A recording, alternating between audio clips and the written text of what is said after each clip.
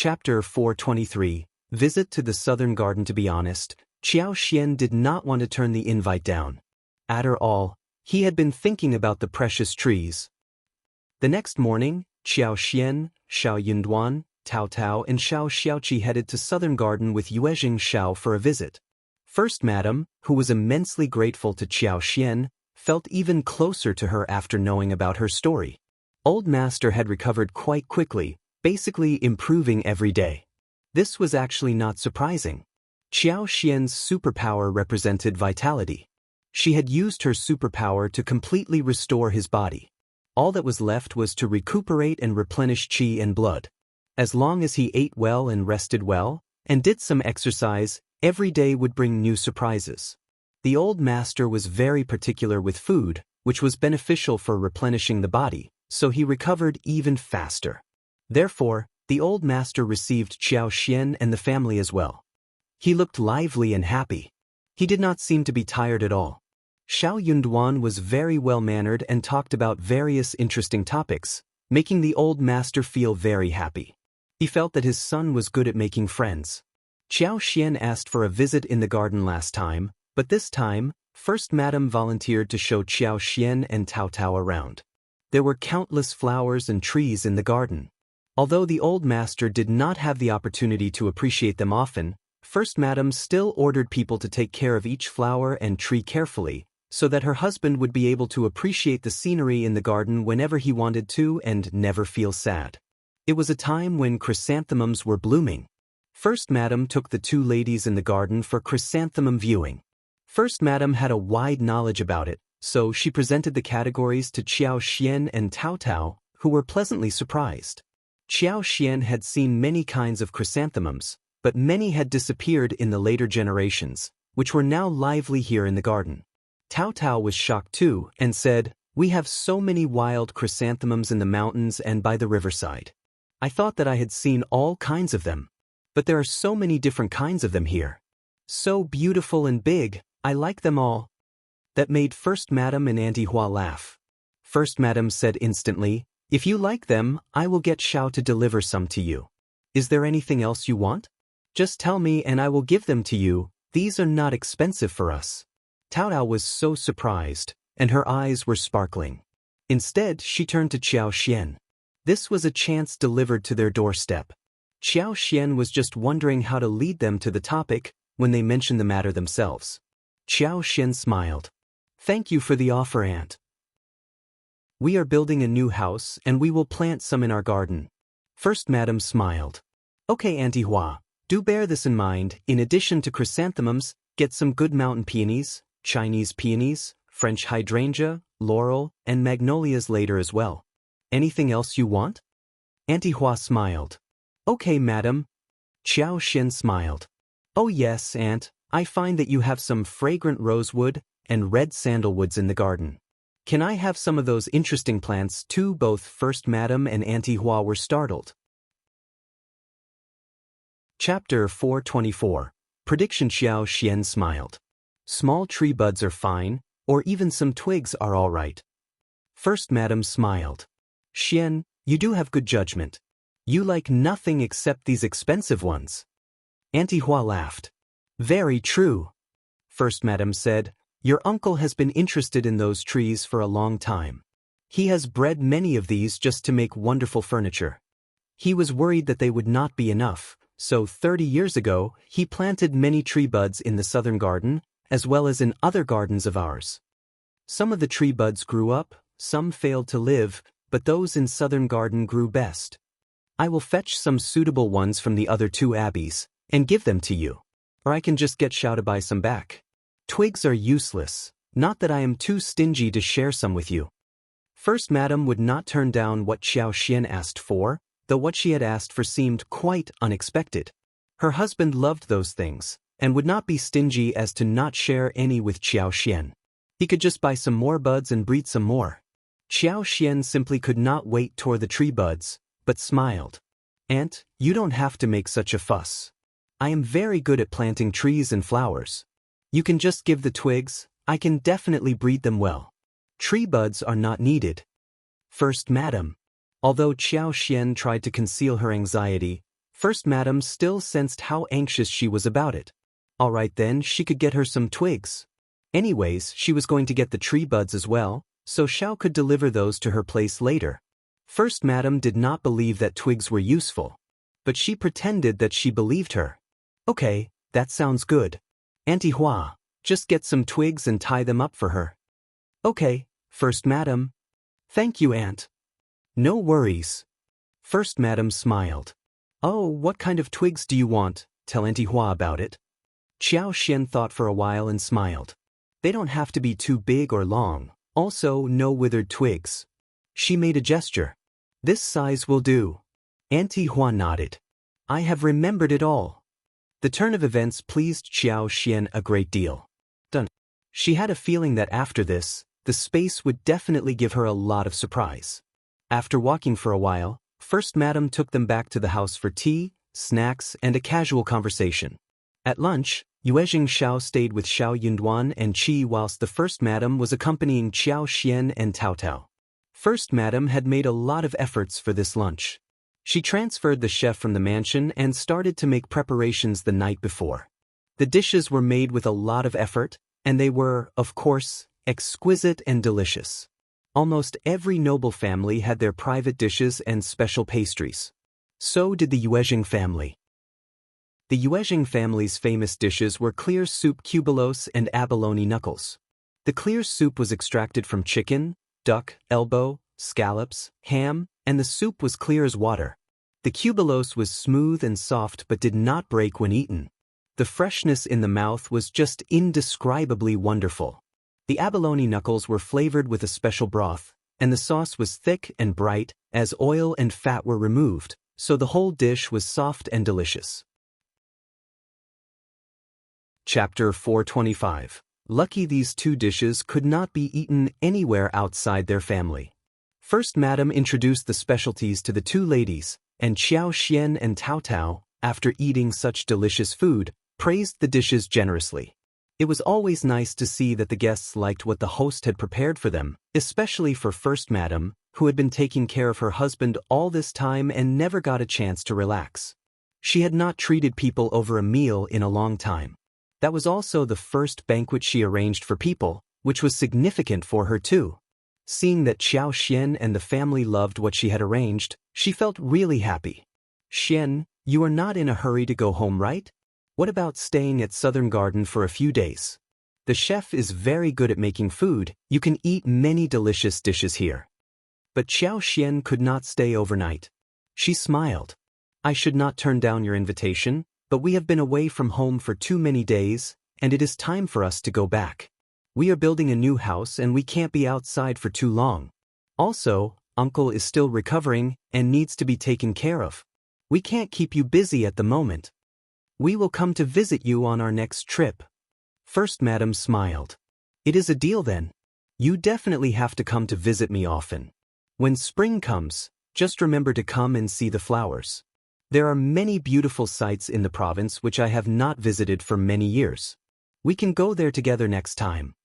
Qiao Xian felt warm inside her heart, so she nodded and said, Okay, I will definitely be here. The old master still needed to rest, so after lunch, Qiao Xian and Xiao Yunduan, as well as their family, left. First Madam told Yuezhing Xiao numerous times that he should treat them well and should give them the wagon to go home. Yuezhing Xiao nodded in agreement. The following day, Xie Jingrong treated them to a meal. At the banquet, he was surprised to hear about the old master's recovery and congratulated Yuezhing Xiao sincerely. Later, Xiao Yunduan went shopping with Qiao Xian, Qi and Tao Tao for a day and bought some stuff. They decided to go home the next day. Yuezhing Xiao had 2 wagons prepared for them, one for them to ride, and the other for the products and presents which the Yuezhing family gave to them. These included the twigs and some small tree buds which they had found. Yuezhing Xiao said that when the new house was built and the spring came, he was going to visit them and bring the plants to them personally. He also said that the brocade boxes were presents given by his mother to Qiao Xian. It was still Chu Shan who drove them home. They set about before dawn, so when they arrived at the county, it was still quite early. Qiao Xian and Xiao Yunduan booked 2 rooms at the hotel, telling Chu Shan to stay there for one night as well. There was no good place for him to stay at their current home. They had just booked the hotel and were about to get onto the wagon, and they heard a sound of "Hey" behind their backs. Startled, Qiao Xian knew that it was Qiao Ko who was there. She and Xiao Yunduan exchanged a look. They waved and blinked at Chu Shan and the coachman in the wagon, thinking that they were lucky that they had not yet gotten into the wagon. If Qiao Ko and Xiao Wei saw them going into the wagon, they would have had difficulty in explaining what was going on. Qiao Xian turned around and saw Qiao Ko lifting the drapery, smiling at her and Xiao Yunduan. Next to her was Xiao Wei. Chapter 426. Slap on face. Qiao Xian held in her anger and walked up to Xiao Yunduan. What a coincidence, sisters. Qiao Ko sneered. What are you doing here? Xiao Yunduan smiled. I am going to college and my wife is keeping me company. Qiao Wei snorted. Minghua College does not follow rules now? Anyone and everyone is allowed to go inside? Xiao Xian said, I will be waiting for my husband outside. Qiao Ko chuckled. It seems that you and cultivated talent Xiao are getting on well with each other. When you were about to get married a while ago, you cried loudly, begging not to get married. But it seems that you were pretending, right? Good that my mother knows to whom you should marry. Look at how well you are living now. Having heard what Qiao Ko said, Qiao Wei and the maids around them laughed. Qiao Xian got so angry that she wanted to hit this person. This bitch was so annoying. How could she say such words in front of Xiao Yunduan? Xiao Yunduan moved his feet and guarded Qiao Xian behind his back, glancing at Qiao Ko plainly. I admire second miss and she is a kind-hearted woman. She has adjusted well to the marriage and we are living a good life now. Qiao Xian had not expected that he would say so. Feeling sweetness inside her heart, she looked up at him and could not help but blush. She felt a bit embarrassed when hearing such passionate words in front of others. She should hear them in private. Qiao Ko got stuck with words and could not help but feel jealous. What did Xiao Yunduan mean? So he knew that Qiao Xian disliked him earlier, but he still kept flattering her, so she was finally moved by his actions? What kind of woman was Qiao Xian, that she was so cherished by someone? She deserved to shed tears and get disdained by everyone around her. Qiao Ko sneered. Stop being so full of yourself. Do you admire Qiao Xian or are you trying to suck up to my father? Everyone knows the truth. Xiao Yunduan was silent. He wanted to suck up to county magistrate? He had never been to the Qiao family's home except for the 2 times when he had to. Moreover, he had what was he sucking up to him for? But he did not need to defend himself because everyone including Qiao Wei understood clearly that Qiao Ko was just being stupid. That made Qiao Ko feel slapped on the face. She glared at Qiao Xian. Qiao Xian said calmly, It is getting late, what are you still doing here? If you want, we can find a place and sit down, and can have a good chat with each other. Qiao Wei sneered.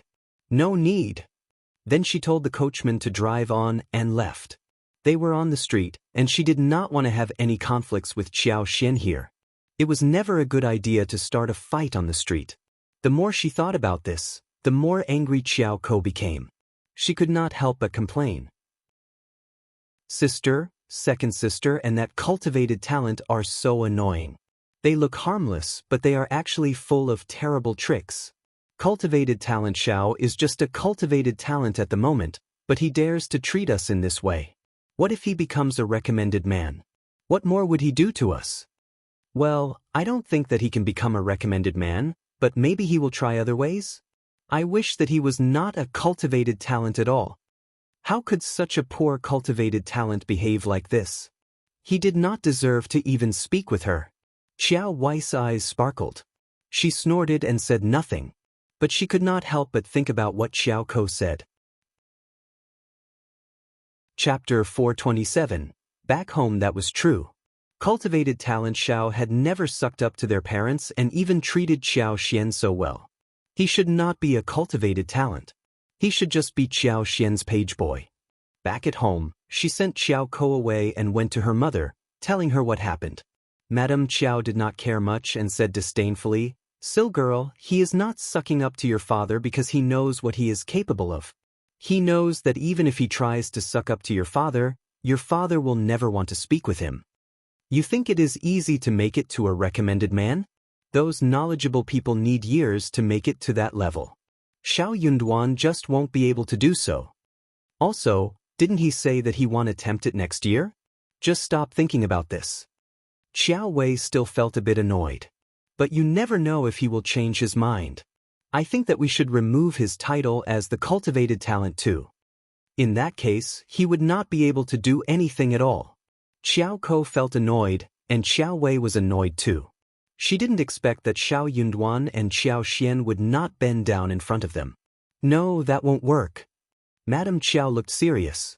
Cultivated talent Xiao is your father's son-in-law after all, and if his title is removed, your father will be humiliated. He definitely won't make it to the recommended man, so why bother to make a fuss? You will regret it deeply if your father gets angry. Qiao Wei was startled and hesitated. Her mother was right. The cultivated talent show was too poor to become a recommended man. Also, it was not very easy to remove his title as the cultivated talent either. What if she caused trouble and her father lost face? She would suffer deeply, and that would only mean a favor done to Qiao Ko and concubine Du. As she thought about this, she remembered that it was Qiao Ko who instigated her to do so, and Qiao Wei became even more annoyed. She was not someone who tolerated her anger. So she told Madame Qiao about everything. Angry, Madame Qiao shouted, "What a bitch! How dare they try to use us? Wei, be careful not to be used by that bitch." Madame Qiao felt so angry that she snapped at Concubine Du and Qiao Ko when they greeted her the next day. Concubine Du was ordered to stand still for 1 day and her legs were shivering by the end of it. Qiao Ko was too scared to argue or protest. When Qiao Ko and Qiao Wei's wagon went far, Qiao Xian and Xiao Yunduan climbed onto the wagon. Qiao Xian felt quite anxious. Although she knew that Xiao Yunduan was not a superficial person, she was still quite worried that he would be affected by what her sister said. She wanted to ask him and give some explanation, but with Qi and Tao Tao around, she could not find a way to start the conversation. She was feeling quite heavy in her mind. Suddenly, she felt a touch of warmth on her wrist. Qiao Xian looked up and saw Xiao Yunduan's eyes on her. Xiao Yunduan pinched her wrist and released it, talking in a soft voice. "Let's go home." Startled, Qiao Xian no longer felt anxious. She smiled and nodded with her eyes sparkling. Okay.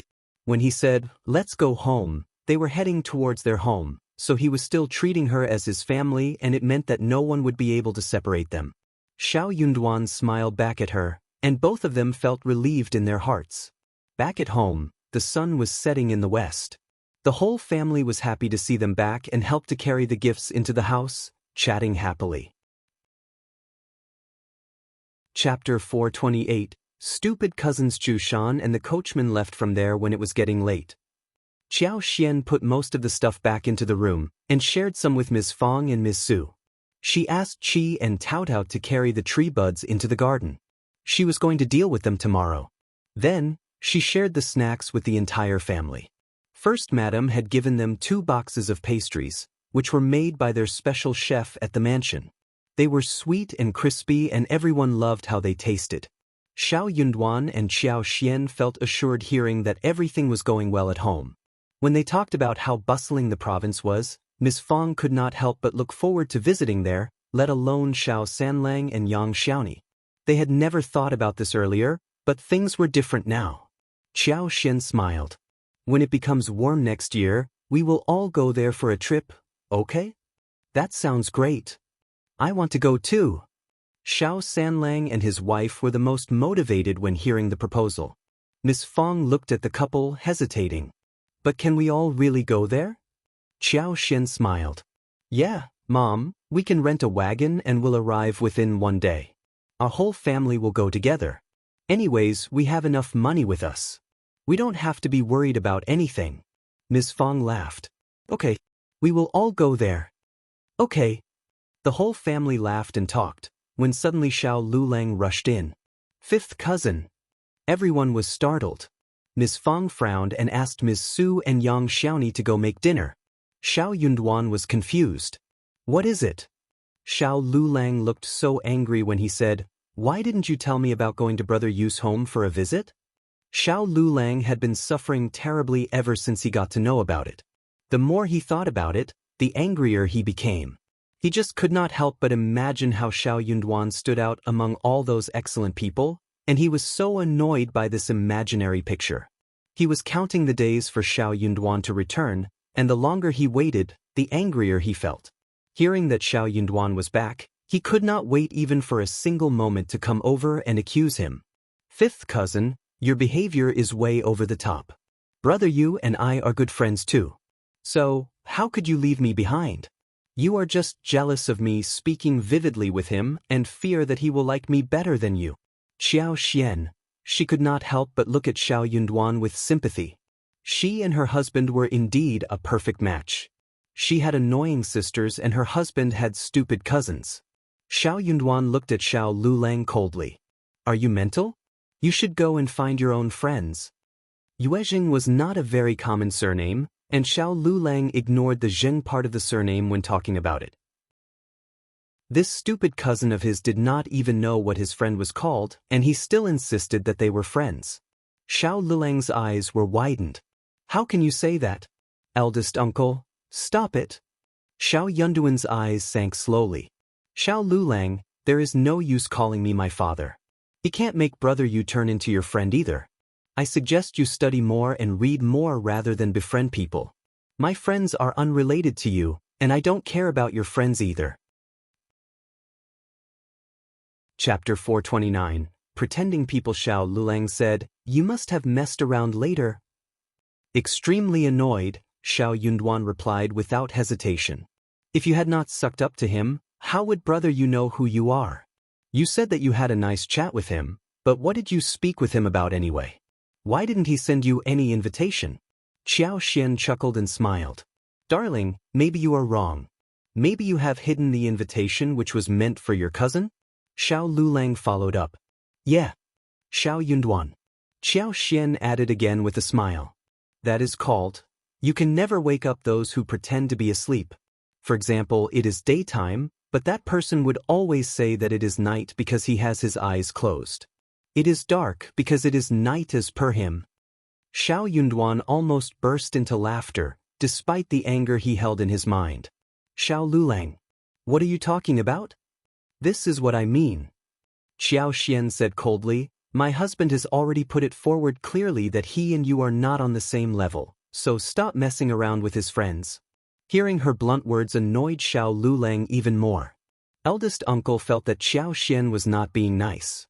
He immediately said, "Miss Qiao, watch your words." Ignoring him, Qiao Xian continued. "You are well aware whether or not you had a nice chat with my husband's friends, right? Actually, even if you had a good conversation with them, so what?" Xiao Lulang was stuck in words. True, so what? He was very confused. What was he thinking about anyway? Xiao Yunduan asked him coldly. "Is there anything else? Just leave if you have nothing else to say." Xiao Lulang stomped his feet, snorted and left. Eldest uncle felt so sad. "Yunduan, you are studying together, and you should stay close to each other. How can you?" Elder uncle was very confused why Xiao Yunduan called young Master Yuezheng as young Master Yu instead when he was talking with Xiao Lulang, but he did not think that was important. He said, "You can go out together and take care of each other." "Dad, you are wrong." Xiao Yunduan replied straightforwardly. "He is selfish and overly confident. I don't get on well with him. So please, stop trying to get us together in the future. I don't want to get involved with him in any way. Let me tell you the truth, no teacher in the college has ever said that he is intelligent or good with studies. He's just lying to you all. He is very bad at homework as well. He has been punished many times for not being able to recite any articles. Dad, why do you think such a person would help me when I need it?" Eldest uncle was shocked. "Is that true? I did not say anything in the past because I didn't want to cause trouble. But I'm not lying to you. You can ask around it, you don't deceive me." Eldest uncle felt bitterness arising inside his heart. "Then why don't you give him some tips?" Ms. Fang became displeased. "Just look at how he behaves with us.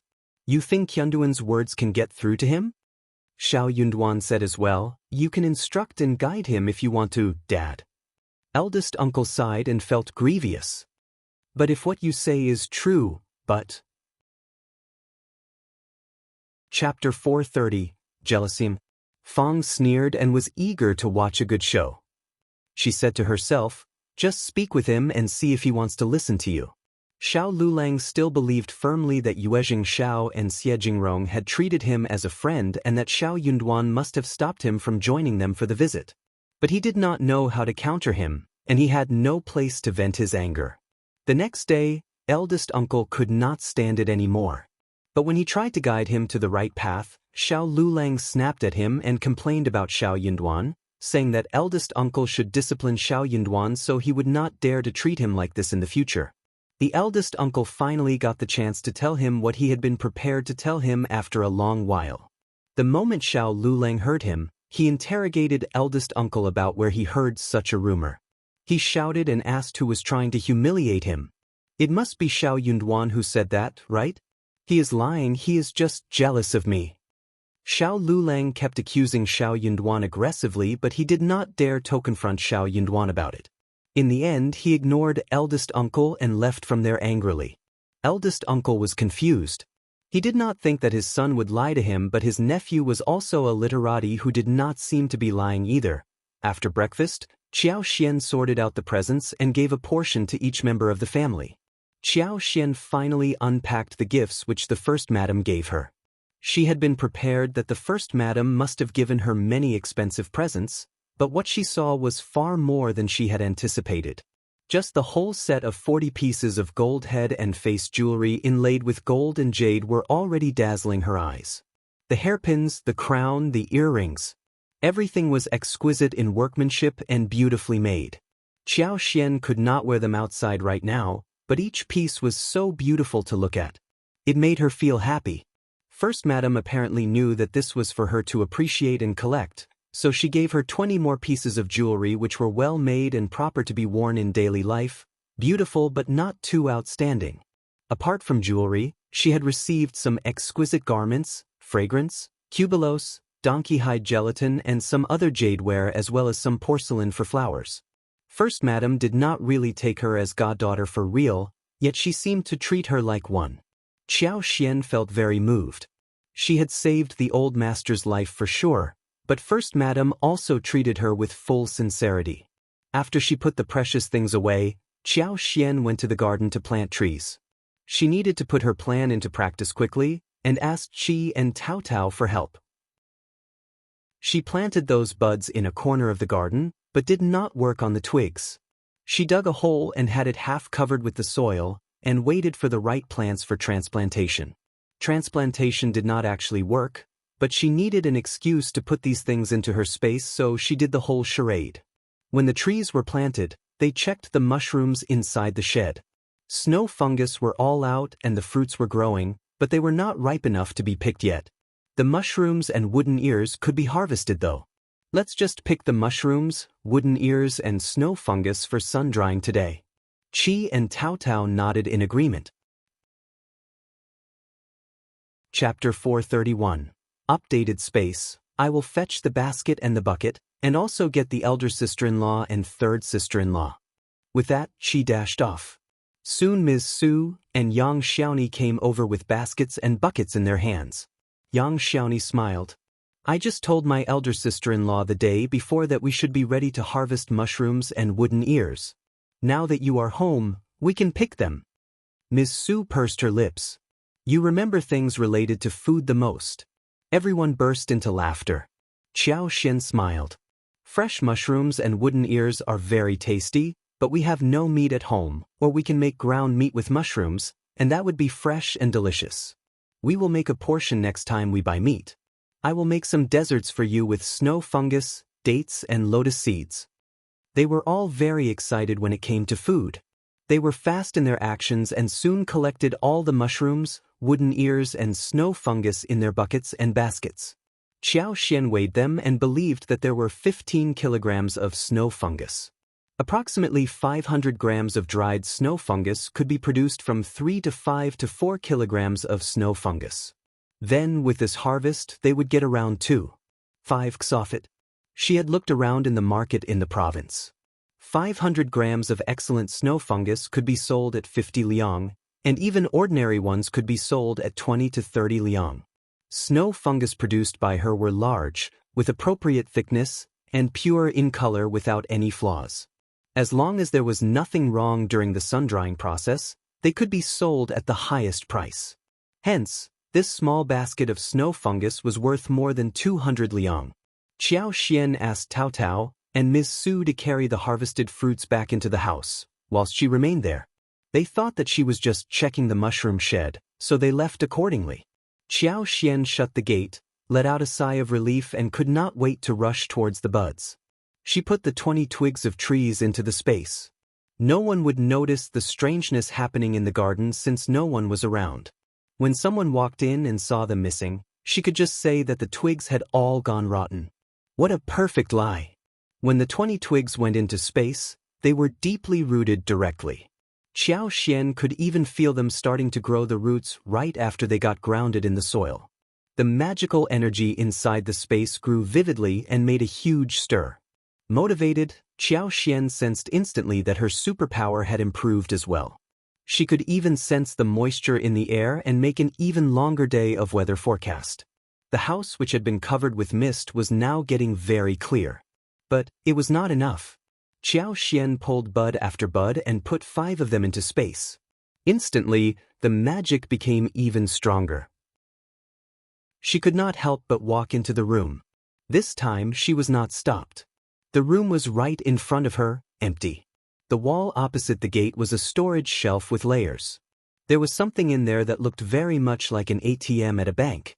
She walked forward and put her hands upon the misty screen, and soon, she was greeted with a lot of information. It told her what she should do with that ATM. Qiao Xian smiled brightly. This device was not only going to help her distinguish every plant in her space, but was also going to offer all kinds of answers related to plants. Chapter 432, Trash Space into Treasure. As her superpower grew stronger, she would get richer and get more answers from this machine. For example, if she got some precious and good things but had no idea what they were, she could come to the machine and try to figure out the significance of it through the machine and find the answer.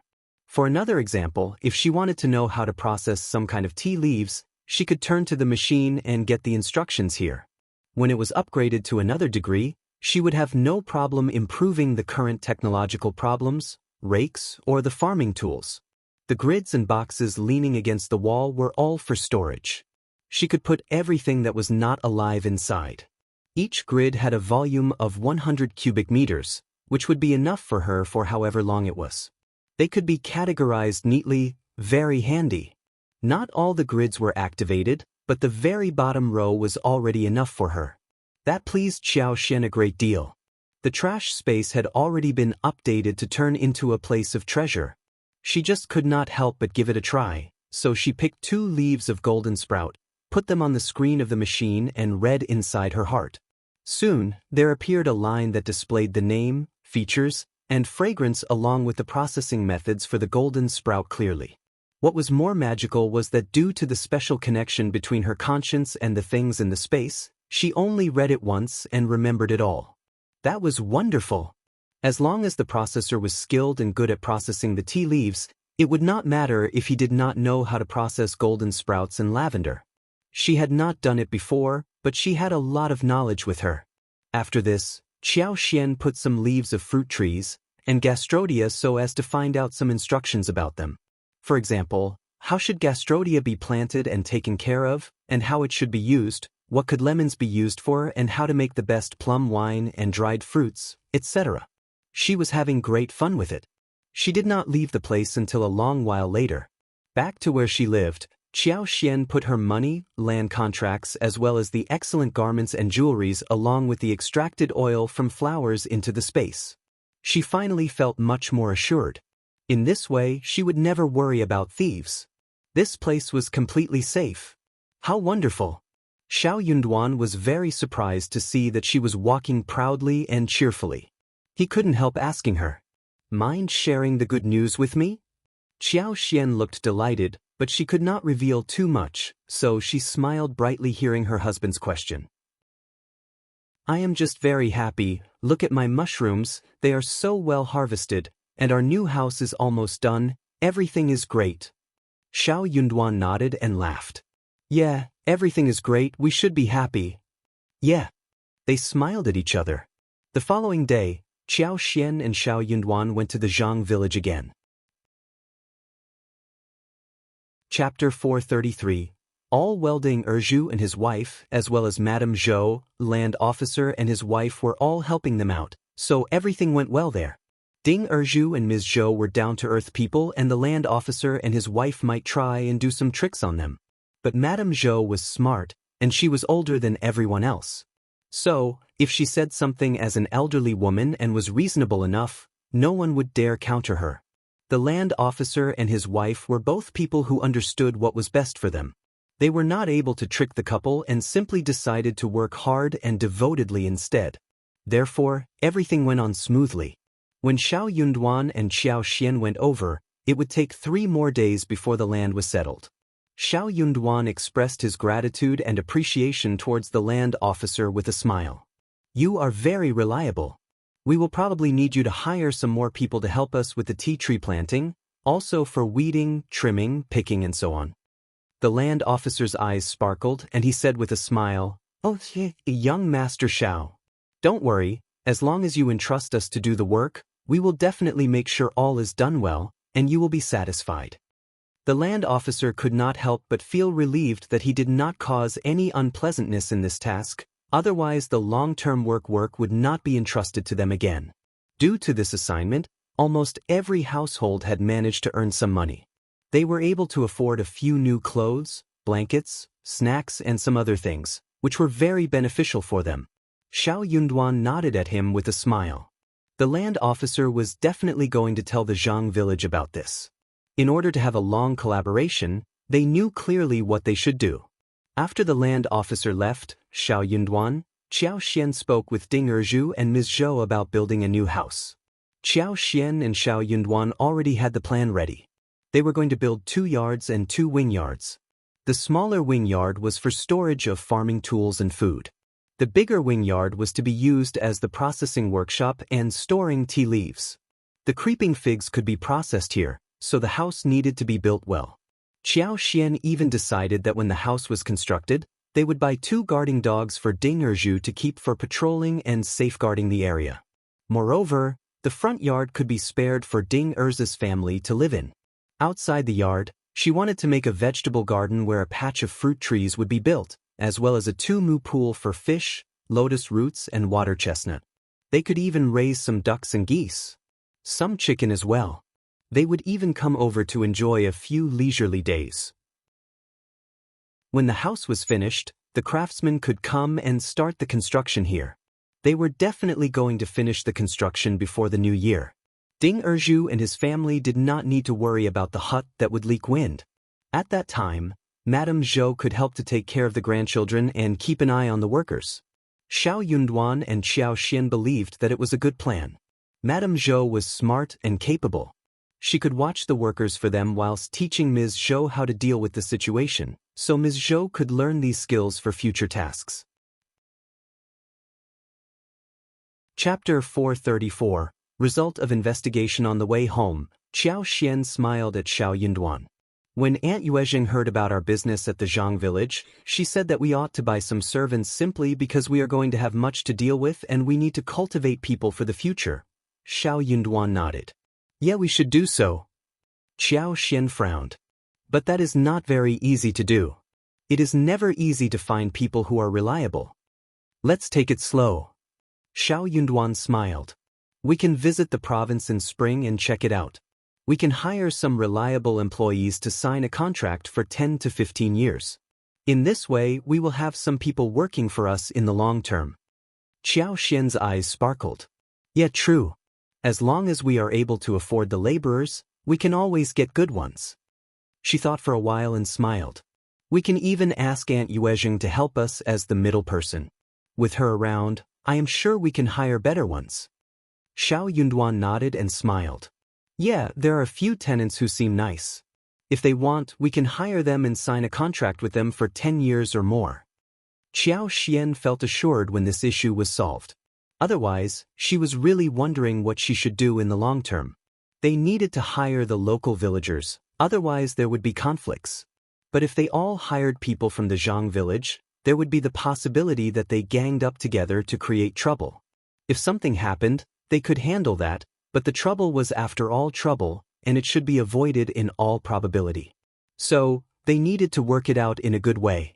If they bought the employees, they could just work together with the tenants who were not from the Zhang village. Then, they could select some good ones from the Zhang village, so that they could maintain a balance for future development. At the Yuezheng family in the province, Ms. Mi Jr. was used to reading people's thoughts. She believed that the first section of the family would never cause any trouble because they always wanted to keep old master steady. She was already used to that. Therefore, she was bold enough to spread the rumor through her maid. In her opinion, there was no point in fearing that the first section of the family would get to know about her deeds. It was always going to be forgiven anyway, wasn't it? It was the first section of the family who wanted to stay away from trouble. Therefore, when Ms. Jean spoke of the investigation and got support from Madame Yuezheng, Ms. Mi Jr. did not really care. She felt that Madame Yuezheng was just saying that casually and Ms. Jean was not as strong as she looked. She would not dare to cause any trouble. She would not want the first section of the family to be disturbed. Honestly, she herself was the senior person at the mansion and it was not so easy to pick on her. Since Ms. Mi Jr. did not care, Ms. Jean had no trouble finding the clues leading to Auntie Shueishiu, who was working for Ms. Mi Jr. Ms. Jean ordered Shueishiu and some other older maids who were close to Ms. Mi Jr. to be taken to Madame Yuezheng's yard, where she told Madame Yuezheng the truth. Madame Yuezheng was dumbfounded as well. Chapter 435. Settlement. Madame Yuezheng just wanted to find the servants who spread the rumor, but she had not expected that Ms. Jean caught Ms. Mi Jr.'s closest maid. What surprised her was Ms. Jean's purpose. Was she trying to break up with the second section of the family? Ms. Jean snapped angrily. I don't think the second aunt knows about this. These servants spread rumors about the master and try to turn them against each other all the time. Madame Yuezheng, we must not keep any of these people. Madame Yuezheng's face sank and she nodded sternly. You are right, they should not be kept. Speak with your second aunt and get rid of them. Yes, Madame Yuezheng. Ms. Jean answered and ordered those servants to be taken to Ms. Mi Jr. Hearing that the servants were taken away by Ms. Jean, Ms. Mi Jr. got furious and also surprised. She rushed to Madame Yuezheng's yard and on the way there, she ran into Ms. Jean. How dare you, Ms. Jean? Ms. Mi Jr. glared at Ms. Jean, looking rather furious. She was slapping right on her face. Everyone knew that Ms. Jean had caught her maids, and if she did not try to protect them, she would become the laughingstock of the family. She was already very humiliated when her niece found out the truth. Here you are, second aunt. Madame Yuezheng asked me to bring those people to you and discuss with you about how to deal with them. Ms. Jean smiled and narrated the whole process. Her words were quite clear. Firstly, she caught these people based on evidence, and Ms. Mi Jr. could see the evidence if she wanted to. Secondly, she had already told Madame Yuezheng about this and the old lady had ordered a serious punishment. Ms. Mi Jr.'s face turned green as she glared at Ms. Jean. With a sneering voice, she said, Good, niece, you are good at catching people who are working for me. Why not speak with me first? Do you not intend to respect me as your second aunt? You are not a good wife. Don't be mad, second aunt. I was on my way to tell you about this. Ms. Jean smiled. I was just too angry about the fact that this bitchin' maid works for you.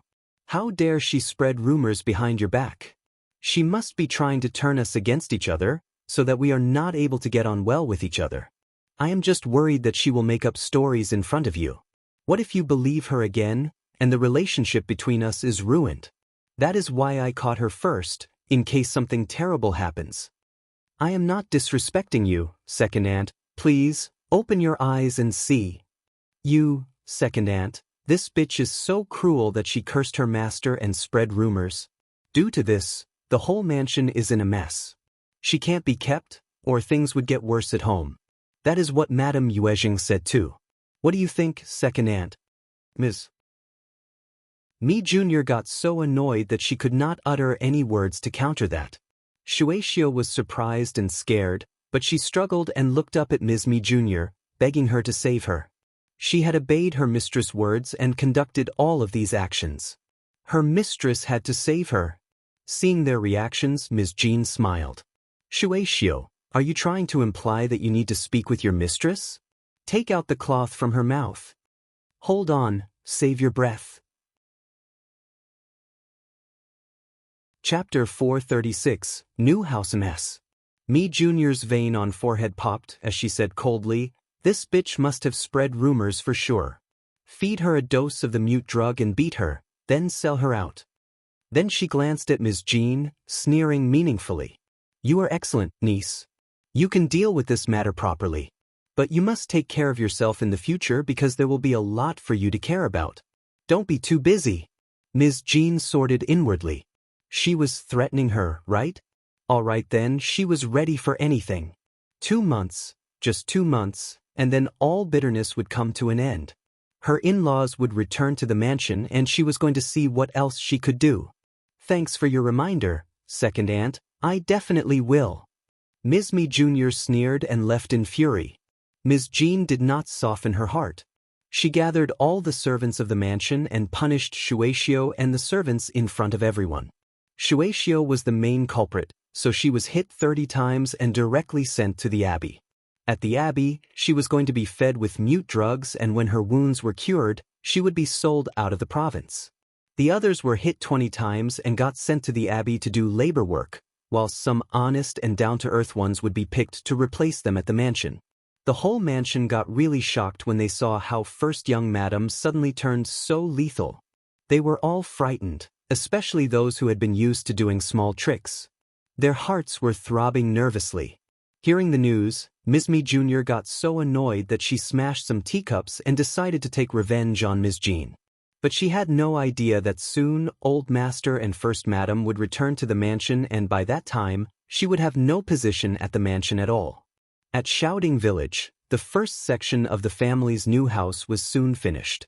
Many villagers came to watch the new house and pass on the congratulations. The whole family was very happy and they had prepared some snacks for the visitors. The yard is so huge. Oh, there are small yards and gardens in the main yard. Look at the bricks on the floor, so magnificent. They are rich and willing to spend the money, so everything looks great. Yeah, I wish we could have such a huge house as well. This joke made people laugh and someone mocked back. Maybe in your next, the villagers took a tour around the house and felt both emotional and jealous. They all clearly understood one thing. No matter whether they felt jealous or other things, the first section of the family had gone one step higher this time. They felt envious, but they thought about befriending the first section of the family, so that one day, they might be able to get some benefit from the first section of the family, just like Xiao Dali and his family. Therefore, no matter what they were thinking, they could not help but utter some flattering words. Even when it came to fifth Grandma Ding, who felt extremely nervous inside her heart, did not say anything to offend the people around. Chapter 437. Too late. The second and third section of the family came to look at the new house too. The 2 extra rooms built at the second section of the family were already finished, but compared to this new house of the first section of the family, the 2 rooms were just nothing. That made second uncle and Ms. Nyo feel jealous and gloomy. Widow Sun was among the crowd, watching the show too. With every step that she took, she felt her heart dripping water. She felt so regretful. If she had known that Xiao Yinduan would achieve this much and the first section of the family would get rid of the second and third section of the family, she would have surely hooked up her daughter with Xiao Yinduan. If that had happened, she would have been a part of this new house too. She was the mother-in-law and she would have been able to move in. But now it was too late. It didn't look like she would be able to find someone better to marry her daughter to. Widow Sun felt so annoyed. When she saw Ms. Nyo, who seemed to feel even worse, she decided to make some noise with her again. Ms. Nyo sneered as she heard what she was told. The first section of the family were all horrible people. After the new house was built, the following step was decoration. The decorating materials were all environmentally friendly, so the quality was guaranteed. They were prepared when the new house was being built. Soon, the windows, doors and furniture were all moved in at this moment. Qiao Xian did not spare any money in making the window with transparent glaze, which was definitely better than the paper window. It looked beautiful and bright, and everyone spoke highly of it except for eldest uncle. As for the furniture, Qiao Xian wasn't that particular. The tables, chairs, stools, and shelves in the living room were all made of high-quality fur. The wardrobes and couches in the room were made of high-quality fur or camphor. It was covered with tung oil all over, bright and clean, and the texture was excellent. People in the village needed everything to be practical. She could afford mahogany, ebony furniture, but that was not suitable. 5 days passed, and the whole house was done decorating. The 6th day was an auspicious day to move in, and the whole family shifted in happily. Ms. Fang and eldest uncle were located in the front room, and the 4 yards belonged to Xiao Yunduan's 4 brothers. There was a 2-store wing house at the southeast side, and Tao Tao moved into this place since she did not want to live in the front yard. Qiao Xian and Xiao Yunduan got the best and broadest yard. Xiao Yunduan needed to study, so the best yard was for him to live in, and Qiao Xian came from a special family, which made it totally reasonable that she picked it. No one countered the choice. Instead, they were so grateful to move into such a wonderful house, which was all thanks to Qiao Xian. Qiao Xian liked her yard very much. The room was really broad, and there was 1 inner room and 2 wing rooms. She could do all kinds of experiments she wanted and did not have to hide from anyone. The patio in the yard was quite large. She had asked people to build 2 flower beds, and was going to plant some flowers and trees in spring, plant 2 magnolias and a pomegranate in the corner, and also plant some roses, rhododendrons and other low flowers and plants in the small backyard. The original spring was well protected and remodeled during the construction of the house. After the remodeling, there were still places for drinking water in the backyard. The backyard was twice as big as the previous ones, so they simply built a square pond with a height of half a person and about 5 square meters with black bricks near a courtyard wall to raise some fish. Chapter 438. New Housia wooden board covered half of it, while displaying the other half. The fish was kept inside, and could be scooped out for cooking whenever they wanted. There was an exit below the sink for changing water. The wide ground in the backyard of the patio was full of flat green bricks that were spliced seamlessly. It was very convenient to dry the recovered rice, harvested taro, corn, and beans for later use. A shed had been built for the chicken coop and the duck coop on the other side of the backyard. Further back, there was a 1-person-high wall, as well as a spacious cow shed. Miss Fang had decided to raise a cow and a donkey. She also had another cart built, so that Xiao Yunduan and Qiao Xian could travel into the town comfortably without having to worry. The first section of the family's life was getting better and better. Ms. Fang and Ms. Su were taking a walk around, looking really happy. When flowers and trees grew in spring, they could open some areas to grow vegetables, and the yard would flourish even more. Ms. Su was roaming in her new, broad room, touching the glazed window and the furniture, looking at the bricks on the ground, smiling constantly. Now, her daughter and son had separate rooms too, and her room with her husband was enormous, with all kinds of furniture and a large space. That made her feel so happy. More importantly, they did not spend any personal money to do any of this. All the things inside the room were bought from the shared savings, which made her feel really glad as well. Eldest uncle was glad too. But he found it to be incredible. You sold the plants and gained this much? Are the plants so valuable these days? He did not spend any money nor was in charge of handling the money, but he could tell that the glass on the windows was quite expensive. Ms. Fang did not want to discuss this topic with him. The house was built and he had moved in, what else could he say? Ms. Qiao offered some help. She said that the house should be well built so we could live a more comfortable life. Look at what we have got. Eldest uncle sighed and had nothing to say. His brothers were angry about the whole episode, and they did not even greet him. He knew what they were thinking. True, building a house was too much of a waste, and if they could save some money, he could have offered some help to his brothers too. But they did not do so. That was why his brothers were so displeased inside the heart. But Ms. Qiao offered the same reason, after which he would have nothing to say. Ms. Qiao did not stop repeating her words. No nephew's wife supported the uncle's family. A hat would turn us into a laughing stock. They were all glad on the moving day.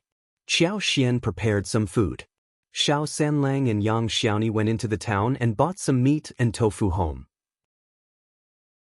Qiao Xian picked some nice-looking mushrooms, chopped some meat, added some scallions and seasonings, and made a dish of mushrooms with meat. Ms. Su ground some rice and made a dish called ribs with rice flour. Braised pork belly, stewed pork belly with soybeans, peanuts, and lotus seeds, stir-fried pork liver with green onions, and sauerkraut and miscellaneous fish pot were cooked as well. Finally, sugar-coated yams, scallions, tofu and garlic vegetables were all put on the spacious and clean dining room, giving out a wonderful fragrance. Due to the move into the new house, Qiao Xian had prepared a jar of wine as well. It was a happy day for everyone. Chapter 439. The Qiao Family Translator. Henyi translations. On the day when the first section of the family moved in, the second and the third section of the family came over to check out the new place. The more they looked at it, the more sour they became. So, they decided not to look at it anymore. They should at least treat them to some food when they move into a new house. They were waiting for the first section of the family to pass on the invitation, and despite the anger, they still wanted to eat the free food. However, the first section of the family never sent out any invitation, which made them really furious.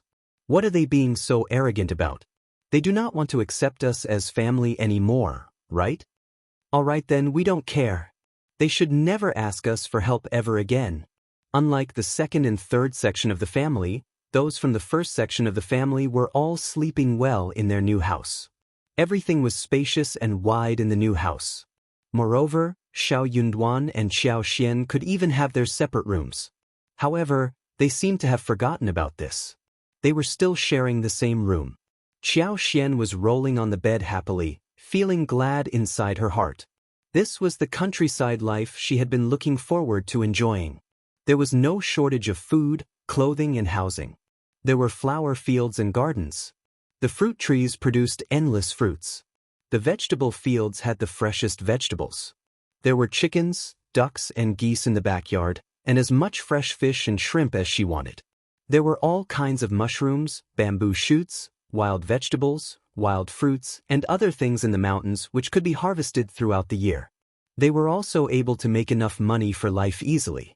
She could go out when she wanted to, or stay at home if she wanted to. On rainy days, the whole family could gather together to make dumplings, glutinous rice balls, steam rice cakes, and various other snacks. It was all so wonderful. However, she needed to remove the danger of the Qiao family so that this wonderful life could last. Qiao Xian needed to become stronger. The following morning, Ms. Fang asked eldest uncle to inform his brothers and the families to come over and eat dinner at the new house. Ms. Fang never skipped on what she needed to do. Eldest uncle headed off immediately. He had wanted to ask his brothers' families to eat the day before, but Ms. Fang said that the house was too messy to receive any guests, and that they should do it the next day. Eldest uncle believed that too, so he gave up on the idea. But that was not the point. The whole family wanted to have a good first day. Why would they need the second and third section of the family to cause them trouble? They wanted to spend a happy day alone. As to why Ms. Fang asked eldest uncle to inform his brothers' families, it was not because she was afraid of the gossip. It was reasonable that they did not hold the banquet on the previous day. But if they did not invite them all together, that would look intentional. Qiao Xian did not cook dinner. It was Ms. Su and Yang Xiaoni who cooked, since she already did a lot of cooking the day before. They prepared 1 chicken, 1 duck, and they fetched some carrots, vegetables and leeks, as well as some yams, mushrooms, wooden ears, which would lead up to 2 full tables. They would have more people into the family in the future, so they had 1 large dining room built in the house. The place could hold 4 tables, or even 6. Chapter 440. More sour. The dining room was connected to the main room at one end, protruding towards the patio, and it was perpendicular to the main room at right angles. It was rectangular, with one side facing the kitchen and was separated by a door. On the wall opposite the door was a set of cupboards and a row of chests of drawers almost as tall as a person. In addition, there were 6 windows in the middle of the 2 opposite walls, which were inlaid with light-colored glass. During the day, the sun shone in from the windows, which was very bright. The food was put on the table, and Ms. Fang smiled and greeted everyone from the second and third section of the family. After the first section of the family finished cleaning things up, the other 2 sections of the family visited the place for the first time.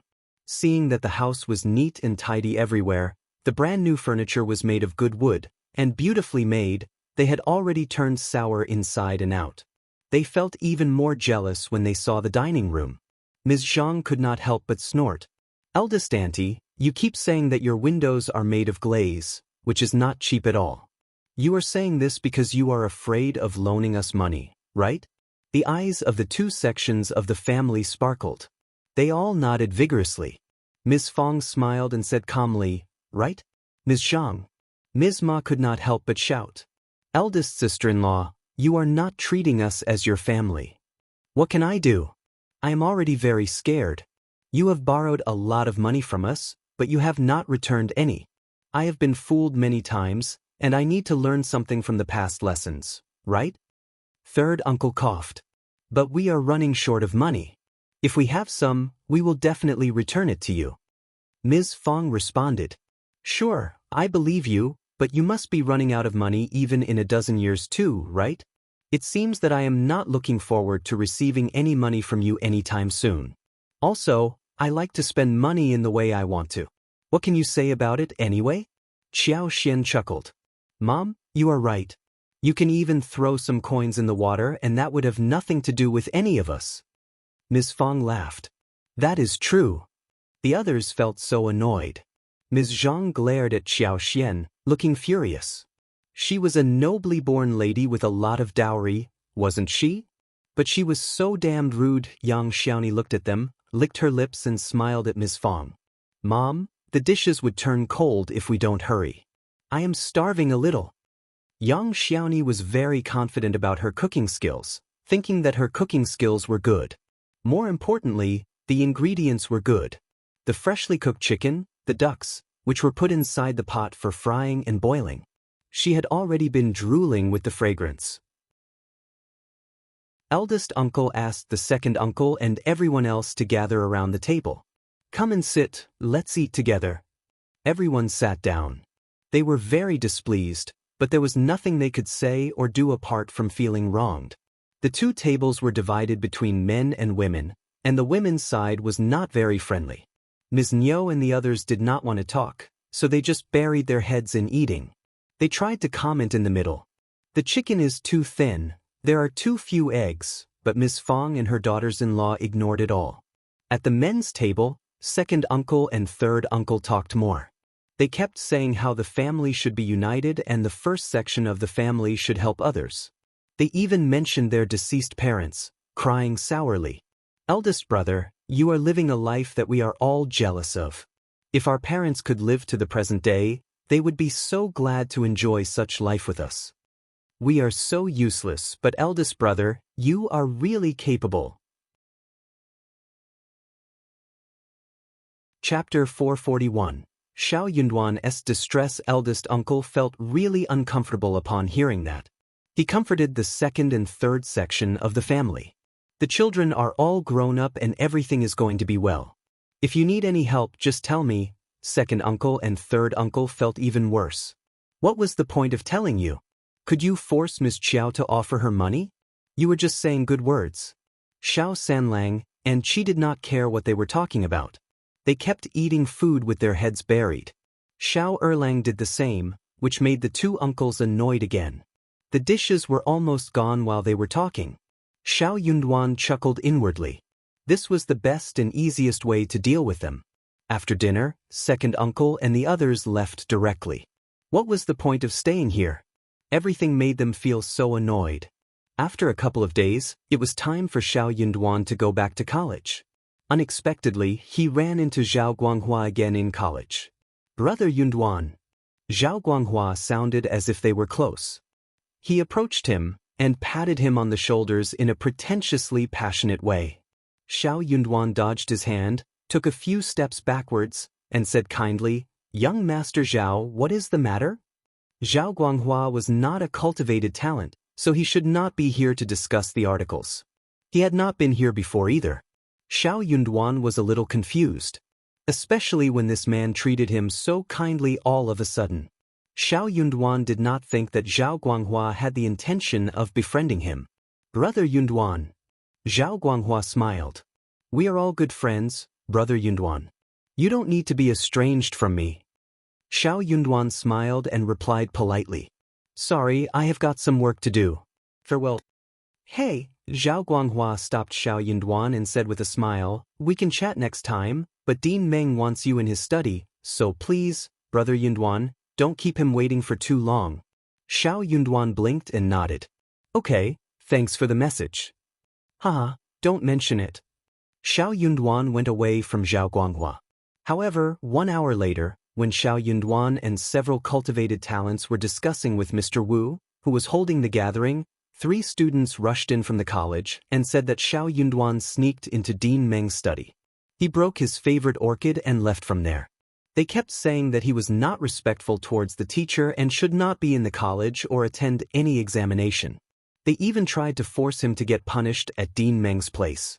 Everyone was very surprised. Xiao Yunduan sneered and sorted the timeline in his head, including the time when he walked into the college and with whom, and what time Zhao Guanghua spoke with him and who could be the witnesses. Later, he said goodbye to Zhao Guanghua and came to this place with some people. He mentioned this in front of everyone and even pointed out that he had been in the room all this while, and since no one left the place during this time, it meant that everyone in the room could be his witness. So, when did he have the time to visit Dean Meng's study? Dean Meng's study was located in a different direction from here. Although no one understood what was going on, what Xiao Yunduan said was right. They all nodded in agreement. Some students who were in a good relationship with him started defending him. The ones who had come to make the report panicked. They were dumbfounded. That was not how the plan was supposed to go. Chapter 442. A strike back. Didn't Xiao Yunduan go to Dean Meng's study at all? But didn't he mention that Zhao Guanghua told him to? Well, even if he mentioned that, Zhao Guanghua would have denied the accusation. Xiao Yunduan had no proof that Zhao Guanghua did pass on the message. If that happened, then he would drag down some innocent classmate. But he did not mention Zhao Guanghua, because Zhao Guanghua would not step out and admit that himself. Seeing their faces change, Xiao Yunduan smiled and said gently, "You must have been mistaken, right? Don't worry, it's fine, we have talked through the misunderstanding." The 3 of them did not dare to say anything more, but nodded with a smile and hurried away. Xiao Yunduan narrowed his eyes. He and Zhao Guanghua were not good friends. He would not be so stupid as to follow his order. He instantly got 3 classmates to keep him company after he separated from Zhao Guanghua, creating a solid alibi. He had no idea what Zhao Guanghua was up to, but he did not think that it was anything good. Zhao Guanghua tried to set him up by pushing him into a position where he had no others to help him. But if he was accompanied by witnesses, he would not lose his credibility. Dean Meng got extremely angry. Soon, Xiao Yunduan and the 3 students were taken to Dean Meng. Xiao Yunduan had nothing to do with this matter, and he was just misjudged, but he knew clearly that Dean Meng was not an open-minded person and would always try to drag someone down. Interrogated by Dean Meng, the 3 students could not hold it anymore. They felt so embarrassed. They were from ordinary families, and one of them was suffering from poverty, so none of them dared to point out that Zhao Guanghua was the main culprit. As a result, they had to admit that it was them who did the whole thing. But they argued as well. Xiao Yunduan is always very arrogant. He bullies us and we hate how he puts on airs. That is why we tried to teach him a lesson. Dean, we are sorry, but Xiao Yunduan is not totally innocent. True. But for his arrogance, we would not have done a thing like this. Dean Meng glanced at Xiao Yunduan coldly. Xiao Yunduan, who intended to say something, decided to stay silent instead. Apparently, Dean Meng bought the ridiculous excuses, or at least half of it. In that case, Xiao Yunduan did not need to give any explanation. It would not work anyways. Xiao Yunduan, what do you want to say? Dean, this is totally ridiculous. We have never hung out together and the relationships are at peace. What do they mean by humiliating and bullying? Please, I request you to clear my name which has been wrongly dragged into this. Dean Meng sneered. How dare you push your conflicts onto me? I don't care about this, just leave. The three students got so startled that they kept begging for forgiveness. Xiao Yunduan was shocked. But he said nothing.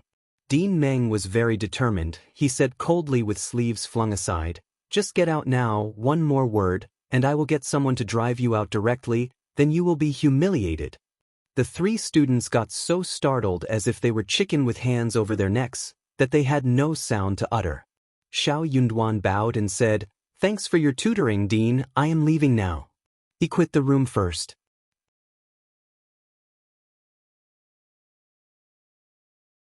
Chapter 443. Elder Miss Qiao's words. The three of them exchanged a look and left as well. Xiao Yunduan felt very peaceful. He did not feel like coming to this place either. He had been to 2 provinces twice and learned a lot from there. So he could just digest what he had obtained in his head. He did not have to be here. He walked out of the college and saw the wagon parked not far away. It was Zhao Guanghua who had just lifted the drapery and smiled at him. Xiao Yunduan turned around and walked towards him. I don't understand why you want to set me up. Zhao Guanghua sneered and said indifferently, I don't like you, so I did it. It happened, right? You are out of college, no? Good. Ha. Xiao Yunduan left without a word. Zhao Guanghua threw a disdainful look at his retreating figure, put down the drapery and ordered the coachman to go home. Zhao Guanghua did not like Xiao Yunduan. But Xiao Yunduan was Xiao Lulang's cousin and Xiao Lulang kept flattering him, yet Xiao Yunduan did not do so, which made Zhao Guanghua feel annoyed. He would not have done anything under normal circumstances, but Elder Miss Qiao told his sister Zhao Ming about how to drive Xiao Yunduan out of Minghua College. That made Zhao Guanghua feel motivated. He was quite willing to work for Elder Miss Qiao. He was expecting to gain some benefits from Elder Miss Qiao and her father for his family. Elder Miss Qiao felt moved and decided to marry him. That would make everything so good.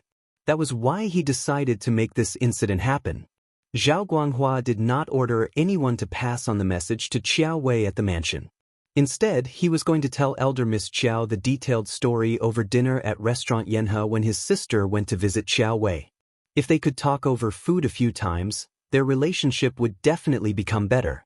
Qiao Wei decided to do so because after speaking with her mother the other day about ripping Xiao Yunduan of his title as cultivated talent, she realized that it was not so easy. She did not think that Xiao Yunduan would become a recommended man either, so she dropped the idea. But she still felt really annoyed. Hence, she came up with the idea about driving Xiao Yunduan away from the college.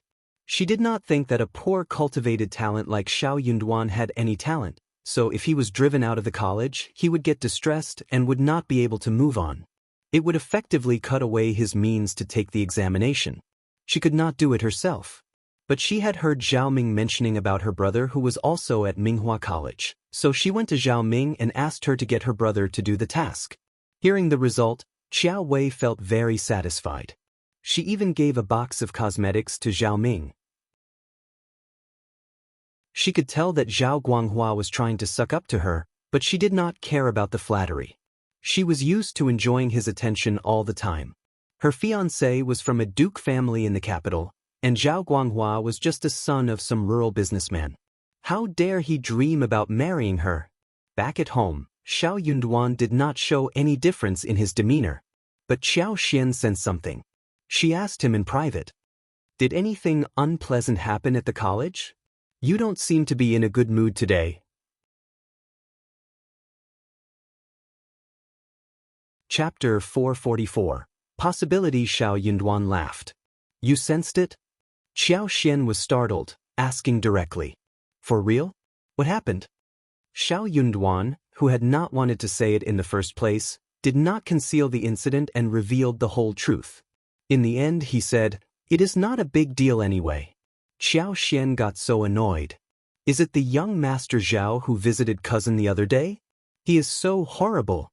Good that you did not get tricked, otherwise it would be very difficult to get your name cleared.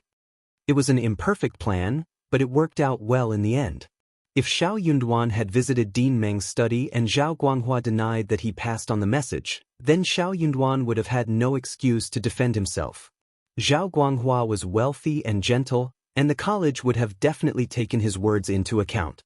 Even if this was put into the governmental office, her father would not have defended Xiao Yunduan because he would have thought that this was too humiliating for him. Worse, he would even accuse him of the wrongdoings. Xiao Yunduan smiled. This man is not a moral person, and I have never hung out with him, so I would never have believed him, especially since he suddenly tried to get close to me. Qiao Xian smiled. Other people might have ignored this point because no one would expect that he would dare to plot the dean.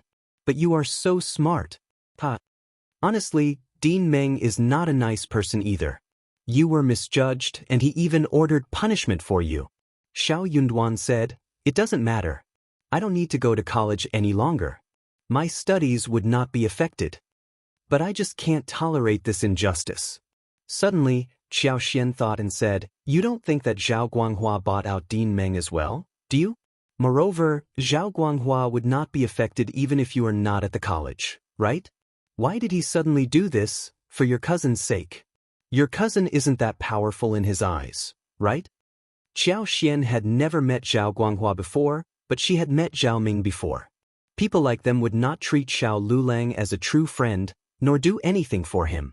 The more she thought about this matter, the more confused she became. Xiao Yunduan had some speculations. He had never been enemies with anyone, and the only people who held a big grudge against him were the Qiao family. They ran into Qiao Ko and Qiao Wei the other day, and he met with such an incident now. How could he not think that there wasn't any connection between the two? He did not want to tell Qiao Xian about this in case she felt guilty. It was not necessary to mention this guest to her. Fearing that Qiao Xian may think about this aspect, Xiao Yunduan interrupted her contemplation gently. No one knows what someone is thinking about? It is not strange that people do something stupid at any time. I can still study for the imperial examination at home, which is better for me too. Qiao Xian nodded. If she continued to talk about this, she might make him feel even worse, so she stopped discussing it and tried to encourage Xiao Yunduan so that he could feel better. Xiao Yunduan let out a sigh of relief seeing that she did not mention this topic anymore. It was getting very cold outside, and the wild chestnuts and persimmons in the mountains should be ripe. That made Qiao Xian feel highly motivated. It was a fine day when everyone went into the mountains to seek the wild chestnuts. Qiao Xian soon found a large patch of wild chestnuts on a flat hill. Since there were few people in the deep mountains, many chestnuts that fell on the ground had not been picked. There were some chestnuts with shells, rolling in the fallen leaves and grass, like little hedgehogs. Chapter 445. Abundance. Qiao Xian and others used wooden sticks to push away the fallen leaves and weeds, and picked up the shiny black and purple chestnuts, placing them into the basket. Those chestnuts that were still wrapped in thorn bags were broken open with stones, and the chestnuts inside were taken out. There was a big patch here, and many of them had fallen. They only needed to pick up the ones on the ground. There were also many trees, and the branches were covered with dark green and light green thorns. They simply needed to climb up the tree and shake the branches, and the fruits would fall down. There could be no one standing under the tree, or they would get bumps all over the head, which might cause some hurt. Yang Xiaoni and Xiao Sanlang were foodies. They kept crushing the shells, picking the fruits and stuffing them into their mouths. The black and purple hard shell of the fresh chestnuts was peeled off, and then the inner layer of skin that was close to the nuts was taken off as well.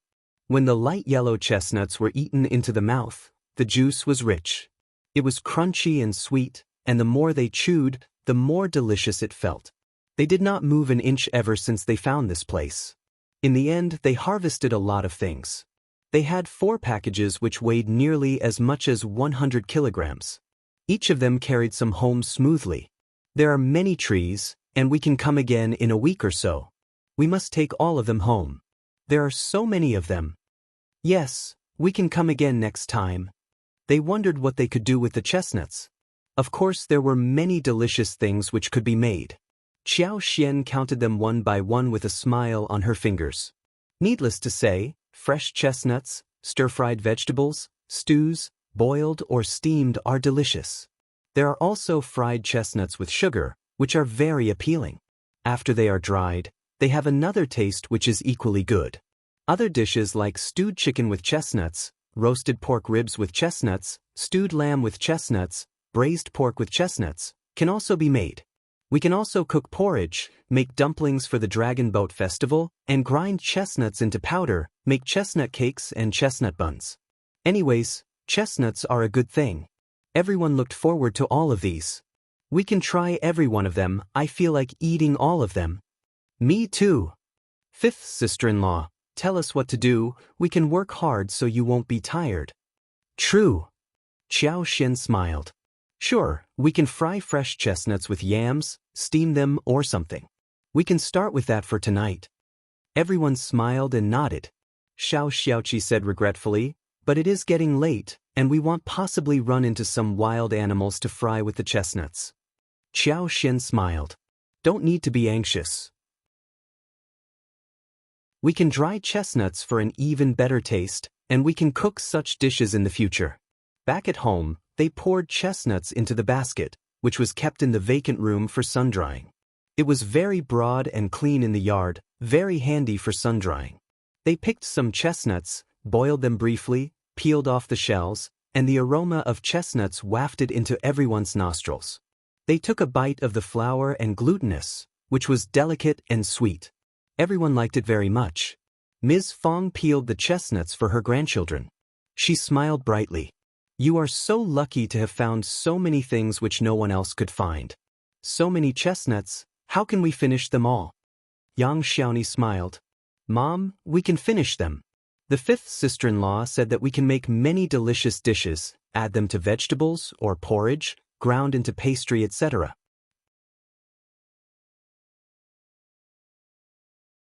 Chapter 446. Reminder. They all laughed. Miss Fang glared at her and said half-scoldingly, You remember everything about food. Yang Xiaoni tried to explain weakly. Brother Sanlang knows more than me. Everyone laughed even harder. Miss Fang was very amused too. You are almost the same, don't blame each other. Qiao Xian smiled. Qi knows the mountains best and we have been there many times, so we are more lucky than others. Most importantly, we are living in harmony and hence, fortune favors us. That made Miss Fang feel quite glad. She nodded and praised Qiao Xian. Qiao Xian suddenly thought of something and smiled. Mom, I think that we can make some smoked sausage and meat, since it is getting colder. True. They were all reminded of this and nodded in agreement. We have a lot of money now, so we can make a lot of smoked sausage and meat.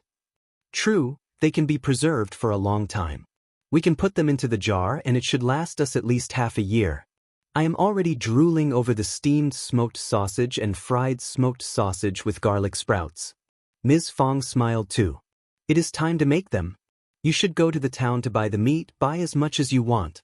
I will give you some money and we can make enough for our home and also to take some back to our natal families. They had already bought one bull, one donkey, and the wagon was ready too. So it was quite handy for them to go into the town.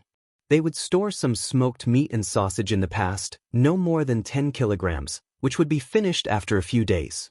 This year, things were different. Hearing that they could take the meat back to their own parents, Miss Su felt so happy and started to come up with some ideas. Qiao Xian was very interested and most knowledgeable about food. She was living a very easy life as long as the Qiao family was out of sight. They had money now, and all the food she bought was the most original, pure, green and pollution-free. The taste was really good too. Let's buy meat to make sausages, meat, pork liver, pork belly, pig heads, and pork knuckles. These can also be made into smoked meat, which is delicious. Also, we can make smoked ducks and fish. Let's pick some big ducks and long fish, which should taste better than pork. Miss Fang and the others were all shocked. No one in the village had made this kind of smoked meat before. Yang Xiaoni smiled in agreement. Fifth sister-in-law is right. Her words make me feel so greedy. Mom, let's make them please. Yeah, we can fish in the river, find big fish. True. Okay. Ms. Fang smiled. Let's make them all. Buy 10 big ducks home when you shop for meat on the street. They all smiled and nodded in agreement. So, the next day, Xiao Sanlang and Yang Xiaoni went into the town to buy meat and ducks. Qiao Xian and Xiao Yunduan went into the mountains to dig winter bamboos together with Tao Tao and Qi. Qi had spoken about the winter bamboo the day before, and he knew where wild bamboo forests were. Those were good things that should not be missed. Hence, they went into the mountains to dig winter bamboo. Digging bamboo needed experience. It was not that easy and did not always guarantee a good harvest. But the winter bamboo in the soil was not a problem for Qiao Xian.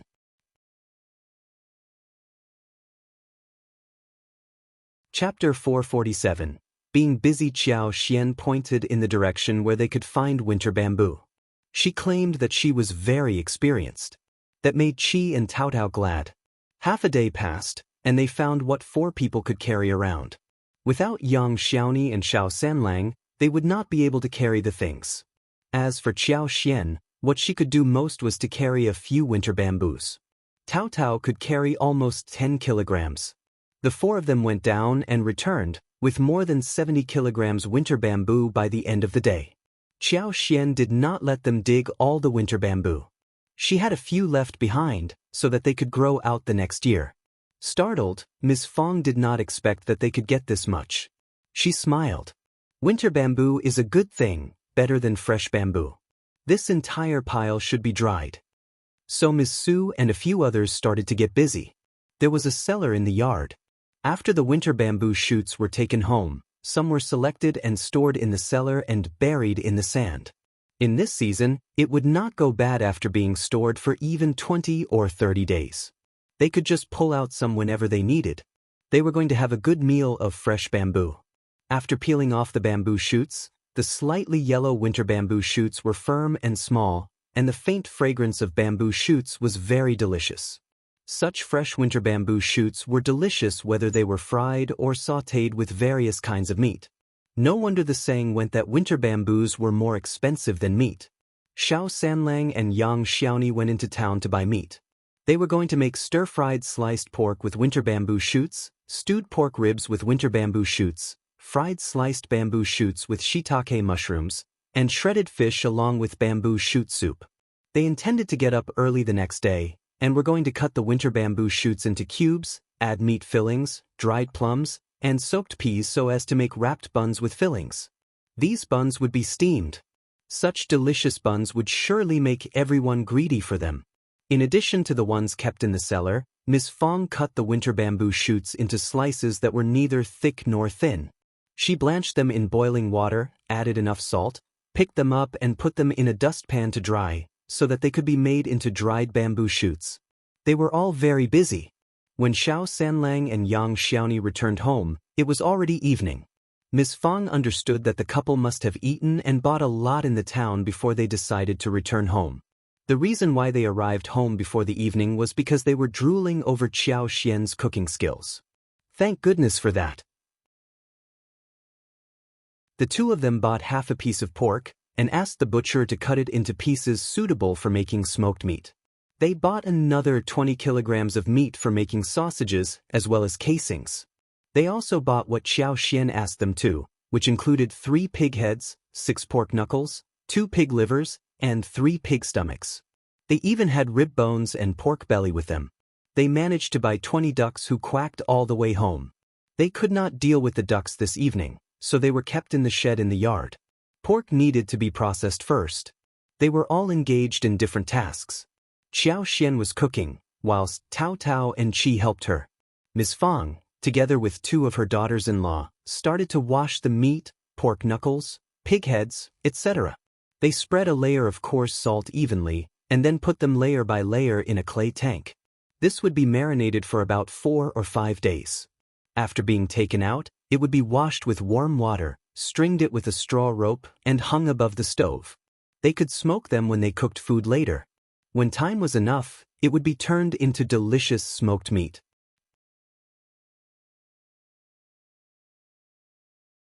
Chapter 448. Smoked fish the sausage required a little more effort.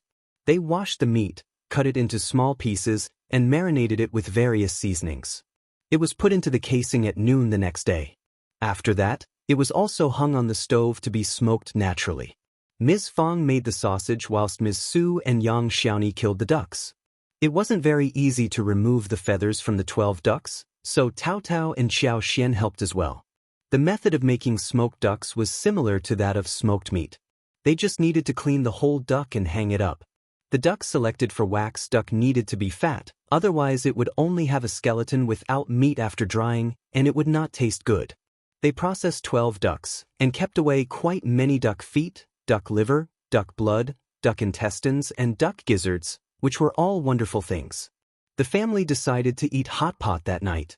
This was the pot that Qiao Xian had asked a craftsman to make because she was greedy for it. They used the pork ribs bought the previous day to make the soup base. After boiling them, they simply stir-fried it to make a spicy pot bottom, just enough to make a double-tasting pot. Apart from the intestines, they had a few more vegetables prepared, such as yam slices, wax gourd slices, shiitake mushrooms, taro slices, winter bamboo shoots, spinach, coriander. Some fish slices, and fried meat-filled egg dumplings were also made. This accounted for a lively meal. Sure enough, they had never expected that when the intestines were put into the spicy pot, they could obtain such wonderful taste. They really wished to kill 12 more ducks the next day. The smoked meat and sausages were apparently not enough. Ms. Fang decided to buy some more meat to make another batch, so they could be hung on the stove and sun-dried for later use. Qiao Xian was greedy for sweet-tasting smoked sausages. Ms. Fang was surprised. Sweet taste? With sugar? Yeah. Qiao Xian smiled. But salt and other seasonings should be used as well, not too much, but sugar has to be enough. It would be good, trust me. Ms. Fang smiled and agreed to her request readily. I am just curious. I trust you. Let's make some soon, and we are all going to have a taste of such smoked sausages. So, it was decided that they were going to make 15 kilograms of sweet-tasting smoked sausage. When the smoked meat and sausage were settled, they were all motivated to make some smoked fish. Qiao Xian thought of the water pool she found when she entered the mountain before, so she said to Qi, "Why don't we go there? The fish in the deep pond are bigger, and it's the best for making smoked fish. Although there are big fish in the river, the number is relatively less. Also, the 3-finger-wide small fish, or mandarin fish, or yellowhead catfish are not suitable for making smoked fish." Qi agreed. But the pond was a little far from the village, and they needed to have water with them to keep the fish alive, otherwise carrying it around would be too troublesome. Also, dead fish would not be good for making smoked fish. So, they asked Xiao Dalong and Ms. Su to go together. Qiao Xian had been thinking about the fish in the pond for a long time, and the fishing net was very rewarding. When pulling it to the shore, they could see countless big fish jumping around alive and kicking, revealing their snow-white belly. Large grass carp, Asian carps, and Crucian carp that were more than a foot long were caught and put into buckets. The smaller ones were all thrown back into the pond. The harvest from 2 more nets was enough. Xiao Dalong, Ms. Su, Xiao Sanlang, and Yang Xiaoni each had 1 bucket with them, and they went back to the village together. The fish was large in size, and just 4 of them filled up a bucket. But there was enough to take back when they were all together. There was no other problem except for the distance. On the way back to the village, they ran into a few villagers who had gathered around to watch the show.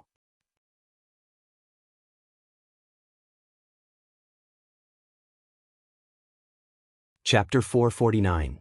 Busy? Is that fish? It is so big. Will it taste good? It smells horrible. They are different from us, they can put oil and spices in their food, and it should taste good. I have heard that fish is served at restaurants in the city and the dishes are all very delicious.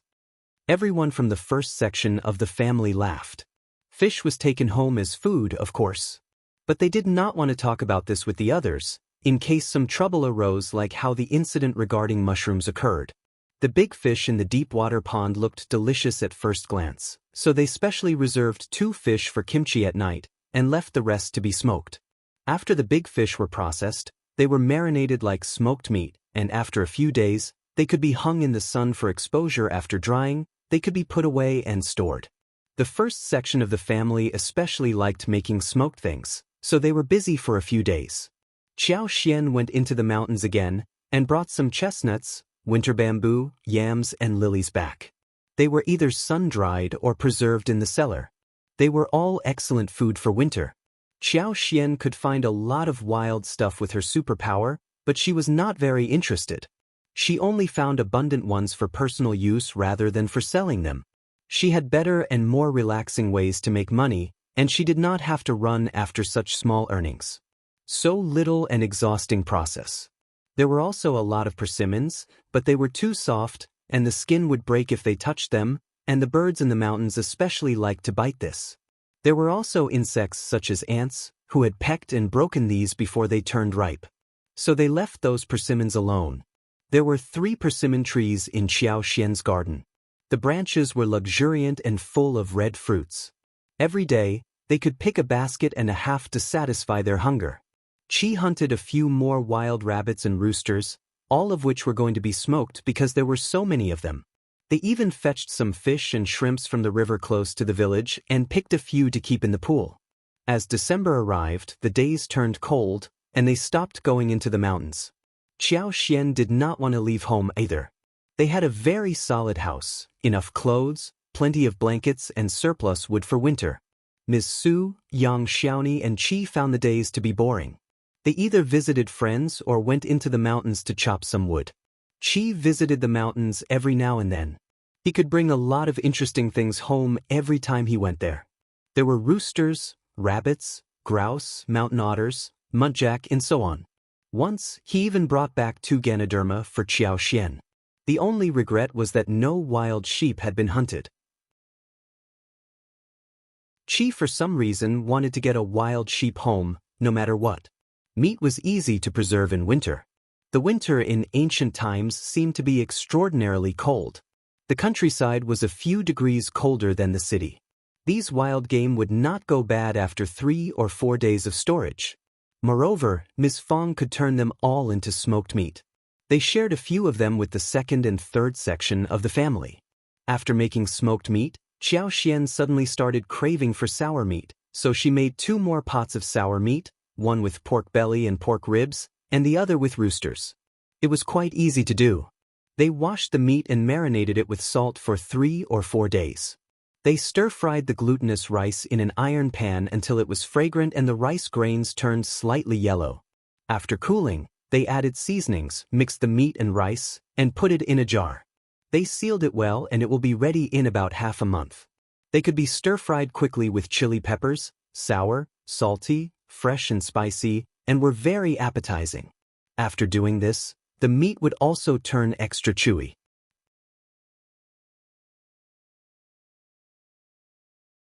Chapter 450. A narrow encounter. While sour meat was being made, they made some preserved eggs and salted duck eggs as well. Everyone in the first section of the family spoke highly of the food, just like Qiao Xian had praised it before. They got everything prepared and they would have good food for the upcoming winter. Ding Erju passed on the letter, saying that the house would be built soon and asked if Qiao Xian wanted to join them. Xiao Yunduan and Qiao Xian paid a visit to the Zhang village soon. The villagers had worked fast and effectively. Due to Ding Erju and Madame Zhou's keen supervision, they did not cut down on their labor work. They had done the work according to the paper Qiao Xian and Xiao Yunduan gave them. The pond next to the vegetable garden had been dug by the tenants. It was finished, and there was a circle of green bricks about 1.5 meters wide that had been laid on the ground. Some pits were prepared for spring tree planting. A willow, 2 peach trees, 1 elm tree, 1 locust tree and 1 mulberry tree were planted beside the fish pond. When they grew into lush shade trees, they would not only shade the pond from the sun and cool down in summer, but also provide a place where they could sit and fish under the tree and eat the fruit leisurely. When they could not finish the fruits, they could feed it to the fish in the pond. How wonderful! Xiao Yunduan and Qiao Xian were very satisfied by what they saw. The leader told them that they could have the house settled after a few more days, and they were invited to have a look at it when the work was all done. After completion, they would immediately install doors, windows, furniture, and then when the house was cleaned, people could move in within 2 days. When they left the village, it was still quite early and Qiao Xian suggested going for a walk in the town, which Xiao Yunduan agreed to. In the 12th lunar month, the town was extremely lively, with all kinds of goods around. Countless people were choosing thick cloth, cotton, buying dishes, candles, paper money, various dry goods and so on. It would be even more lively as they approached the year-end. Qiao Xian enjoyed shopping and bought a lot of odds and ends. There were small toys that children liked, silk flowers, and snacks. Xiao Yunduan kept her company and helped her hold goods.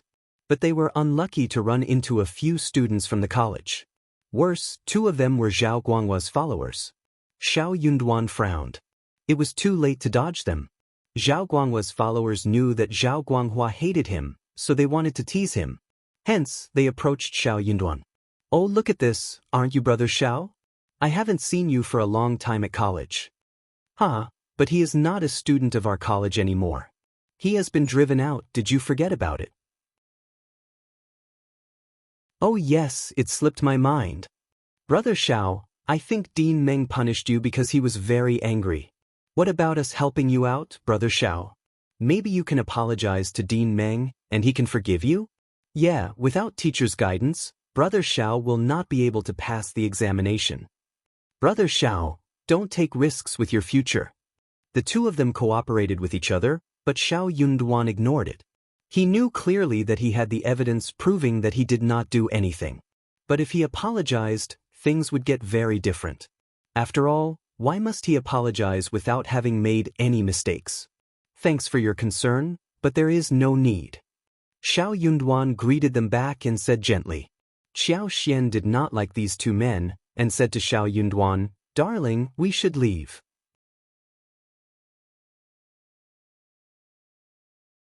Chapter 451. Strange elderly man. Xiao Yunduan spoke to them with a lowered head. "Sorry, we are heading home soon. You can continue with shopping." The others in the gang were in a good relationship with Xiao Yunduan, but when cultivated talent Lin and trainee Lu were teasing Xiao Yunduan, they did not dare defend them. Otherwise they might offend Zhao Guanghua, who would surely punish them in return. Hearing that he was leaving, everyone let out a sigh of relief, waving him goodbye. Cultivated talent Lin sneered. "Brother Xiao, you really don't understand that we are helping you, right? Instead, you are trying to drive us away?" Trainee Lu snapped. "Brother Xiao doesn't understand our kindness, but we are still Brother Xiao's friends who care about you. If you don't want to go back to college, Brother Xiao, you can go to the elderly man who claims himself to be enriched with knowledge and wants to find a disciple. You can give it a try, maybe you can make it to a high level in the examination?" "Haha, that is very true." Cultivated talent Lin laughed as well. The other students who heard about the elderly man could not help but feel like laughing. Xiao Yunduan and Qiao Xian left the place in a hurry. "Darling, those 2 men are so annoying. Don't get mad, just ignore them." Qiao Xian responded angrily as she took Xiao Yunduan's arm. Xiao Yunduan glanced at her, saying with a smile, "No, I am not angry, you should not be angry either." Qiao Xian was startled and laughed. "I got angry, yes, but you didn't, right?" Xiao Yunduan grinned at her. "Don't be mad. Me and them are never going to hang out together, so I don't care what they say." "Okay." Qiao Xian nodded with bent eyebrows. She felt so relaxed as she asked curiously, "But what elderly man were they talking about?" Xiao Yunduan shook his head. "No idea." Qiao Xian's eyes brightened and she suggested, "Let's go to Mingrentang and ask Manager Qin about it." The town was too small for Manager Qin not to know everything. Qiao Xian wanted to explore the man's words. She was curious about what she had heard. Xiao Yunduan could not help but laugh. His wife was just too inquisitive. He had not taken it into account, but since his wife wanted to know about this, they could visit Mingrentang. "Okay, let's go." The couple came to Mingrentang, and Manager Qin smiled. "Some more good things?" Qiao Xian smiled. "Not every time. I have got many chestnuts, yams, and mushrooms at home. I will give you some if you want them." Manager Qin, who was just joking, suddenly felt like eating mushrooms. He smiled. "Okay, mushrooms with chicken is the best dish ever." I am waiting for your goods to come. Qiao Xian smiled. Okay, I will bring them to you in a couple of days. Manager Qin took them to the back hall and started to talk. The couple asked about the elderly man's interest in taking disciples. Manager Qin laughed involuntarily and nodded. It's true. 3 days ago, one elderly man was here with his page boy, and they were eating at restaurant Yanhe. The elderly man claimed that he is not occupied, so he wants to take in a disciple to teach. He even has a few conditions for it. He wrote a poster and had it pasted at the gate of the restaurant Yanhe. Everyone has been laughing at him ever since.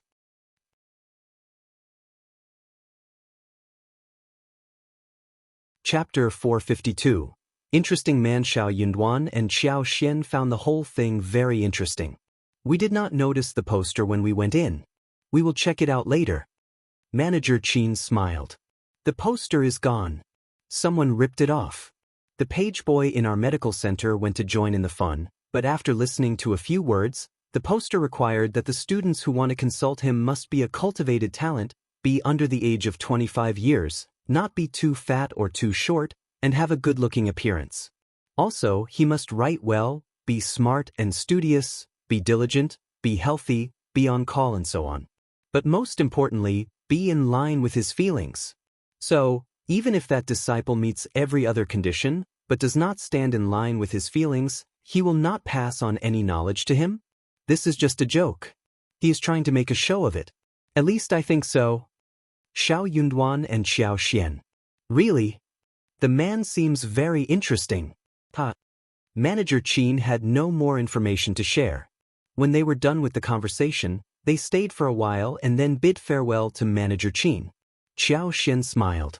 Darling, I think that the man is interesting. Let's go and explore. Xiao Yunduan helplessly threw a look at Qiao Xian, smiling. Let's just go home. Qiao Xian was very curious, and just could not help but think about this. She tried to convince Xiao Yunduan harder. But I think that people who dare to brag this much must have some skills. Let's just go and take a look, alright? If he is a big liar, we can go home directly. Manager Qin said that the person lives at Linhe village in the southern outskirts. It's in the same direction as our home, just requires a few more turns. Xiao Yunduan could not say anything to counter her, so he just nodded in agreement. They left the town and headed to Linhe village. The elderly man and the page boy lived in an old house, which looked neat and well arranged with a small yard. Excuse me, is this elderly Yun's home? An elderly servant squeaked the door open and looked expressionless. Here for the teacher? Write some words first. The couple. Qiao Xian smiled and gave Xiao Yunduan a push. Darling, let's do it. Xiao Yunduan was here to keep Qiao Xian company for fun, but when he heard the servant's tone, he could not help but feel unconvinced. He nodded and said to the servant politely, "It is cold outside, can you let my wife inside so she can get warm?" The servant looked at Xiao Yunduan, eased his expression and nodded. Okay. Thanks. Qiao Xian smiled and went into the room. The servant took Xiao Yunduan to study close by. It was very quiet in the house. The elderly man must be away. The inside and outside of this house were clean and tidy. Although it was an old house, it had obviously been repaired. It looked quite simple and rustic, but it gave people a very comfortable feeling. That servant was in his 40s, dressed in a dark outfit. He did not particularly show anything, but Qiao Xian felt that he was not just an ordinary servant. Maybe this elderly man was capable of something. That would be great. Qiao Xian started to make imaginative stories in her head and looked up, seeing Xiao Yunduan walking towards her.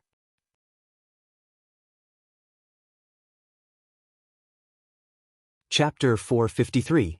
Another visit. Qiao Xian got taken aback. She stood up and smiled. How did it go? Xiao Yunduan pinched her wrist, whispering, "We will talk outside." Qiao Xian nodded. The couple waved goodbye to the servant and left. Getting on the wagon, Qiao Xian said to Xiao Yunduan, "Darling." Xiao Yunduan sighed slightly, replying in a little distressed tone, "I did not meet the elderly man, but this uncle is excellent too." After a rough look, he said that my handwriting was too small, my strokes were erratic, and my mind was not stable enough. In fact, I also felt a little bit like this, but it was not as thorough as he said. The servant's comments were sharp and straightforward. A person without self-knowledge would not be able to accept that, and might even mock him for not knowing and pretending to understand everything. But Xiao Yunduan was different. He was a cultivated talent, and he flushed after hearing the comments. But he knew clearly that this well-behaved servant was telling the truth. Qiao Xian was shocked to hear his words. She blinked and sighed. So the elderly man you did not meet should be even more capable? I think so. Xiao Yunduan looked earnest as he smiled. The uncle asked me to visit him again tomorrow morning, and I should meet him at that time. Qiao Xian's eyes sparkled. Darling, you should definitely work hard. If that elderly man is capable, he can help you. He will definitely be much better than the low-class college teachers. Qiao Xian found the whole thing becoming more real and less vague. Xiao Yunduan was motivated too. He nodded and said, I will be there tomorrow morning. The couple went home and Xiao Yunduan walked into the study. He was thinking about a few articles which might be of some help the next day. Qiao Xian suddenly thought that Xiao Yunduan should not visit the elderly man empty-handed. But what should he take with him? That elderly man was a very strange person, so she needed to think about this carefully. The gifts should not be too precious, not fitting his style. Food should be the best, produced by a farming family. Qiao Xian asked her mother-in-law for help. They held a discussion and finally decided upon 2 pieces of smoked meat, a portion of smoked sausage, a package of dried radish, a package of dried plums, a few fresh winter bamboo shoots, a few salted duck eggs, and some preserved eggs. There weren't too many things, but they were produced by the family, well prepared and full of good intentions. Qiao Xian told Xiao Yunduan about it and he smiled. Thank you for your help. Qiao Xian flushed and smiled shyly. Mom helped too. Yes. Xiao Yunduan chuckled. Thanks for the help, Mom. They ate breakfast and left, with Xiao Sanlang driving the wagon. Qiao Xian was very nervous, but the others did not know that Xiao Yunduan was visiting someone special. Soon after lunch, Xiao Lulang suddenly showed up. Eldest uncle, eldest aunt, something is wrong. Cousin made a mistake and offended Dean Meng of our college. Dean Meng got so angry that he drove him out of the college. He is not going to study at our college anymore. How can my cousin offend Dean Meng? Dean Meng is the teacher and he should be respected. Cousin is just too stupid. What should be done now?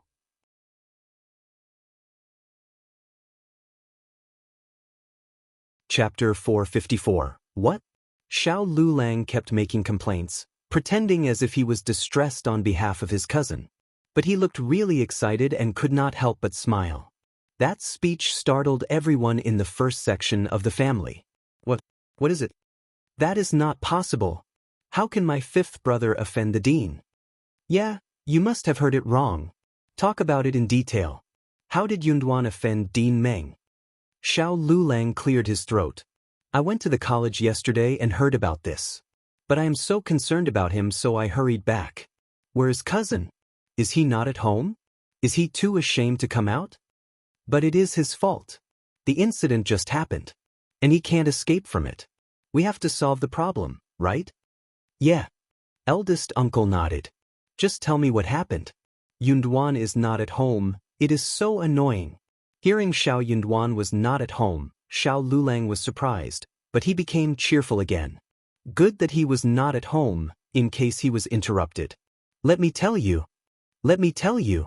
Xiao Xian walked in at that moment. Hearing Xiao Lulang's arrival, Xiao Xiaoqi rushed towards Qiao Xian. He did not trust his cousin, but he trusted his 5th sister-in-law. Hearing what Xiao Lulang said, Qiao Xian looked at him angrily. Xiao Lulang glanced at Qiao Xian indifferently. 5th sister-in-law, don't mess around. This is a huge deal. Since it is a huge deal, I am telling the story. You are just trying to mess around. I know this better than you. My husband and I went into town and he told me everything. Oh, most importantly, the actual version differs from yours. My husband was not wrong. Xiao Lulang sneered. But he was driven out of the college by Dean Meng, is that right? Qiao Xian sneered. That is because of the money. Someone set him up. That is just a claim made by him. You are the one making a false claim, and you wish that my husband is not doing well. Stop it. Ms. Qiao turned impatient. Shut up, Xiao Lulang. Ms. Qiao, you talk? Yang Xiaoni added. Yeah, fifth sister-in-law, tell us the truth.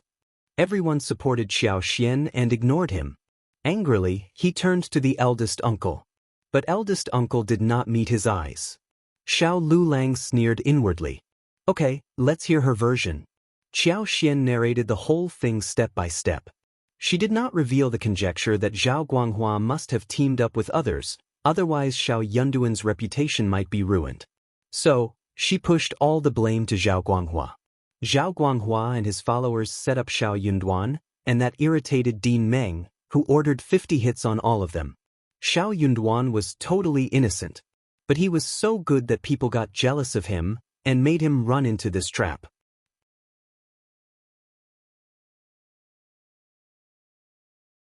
Chapter 455. Nonsense. Dean Meng was too angry to say anything, and he was used to being respected all the time. He had to vent his anger when his favorite orchids were broken. He just could not hold the anger to make himself feel worse. That was why Xiao Yunduan did not want to continue facing the wrath and chose to go home. He could still study at home. Ms. Fang and the other members of the family became irritated. They could not blame Dean Meng, but they were all thinking the same thing inside their hearts. They were quite disappointed as well. Wasn't Dean Meng supposed to be a knowledgeable scholar? How could he behave so unfairly? Xiao Lulang did not believe what Xiao Xian said. If it had not been cousin's fault, why didn't he defend himself? Didn't he feel unhappy? Dean Meng is not a confused man. Xiao Xian was surprised. Dean Meng is never confused. He loves the orchids and he was very angry. Also, didn't I just say that my husband did not defend himself because he did not want to make Dean Meng feel even worse? Otherwise, those 3 students would have insisted on the conviction and made excuses. Would you take responsibility if Dean Meng got annoyed? Those students already admitted that they broke the orchids, and they set up my husband because they were jealous of him. My husband had an alibi, clear and straightforward. Everyone from the college knows about this, but only you have no idea what is going on. Cousin, you have been reading for years, but you still don't know that you should look into the case first before spreading the story. Xiao Lulang. Ms. Fang got annoyed and snapped at Xiao Lulang. You ruthless man! How dare you come to us and talk about this? But for Ms. Qiao, we would all have been scammed by you. I am warning you, you should not think about spreading the rumor in the village. Otherwise, I will give you a hard time during the new year. You better pass on the warning to your mother too. Xiao Lulang shivered out of anger, but he looked very guilty. Xiao Dong, who had always had a good temper, was not pleased either. Cousin, it is your fault. You should have looked into the matter first before telling us about it. You just frightened us. Eldest uncle sighed annoyedly too. Luing, you don't do this anymore. Dalong is right, you should talk about something only after you look into the matter. Xiao Xian chuckled. I have noticed that you have been at home after the college examination, and you have not been to the college for a long time. You must have lost the method of looking into the news. It is soon going to be the new year. Are you going to college or not after that? What about going there after the spring plow next year? You need to do some labor for your home since you are not promising enough to have a future in studies, right? You can't just not do anything, right? Xiao Lulang got both annoyed and embarrassed. What do you mean? He was too guilty to go to the college again after he failed the college examination. He had been hiding at home, claiming that he was exhausted. So, he needed to stay at home and rest. Xiao Xian did not like to reveal people's drawbacks. But she wished to reveal Xiao Lulang's shortcomings at this moment. She was very willing to do so. Cousin, you are a scholar. How can you fail to notice my meaning? I am being kind-hearted.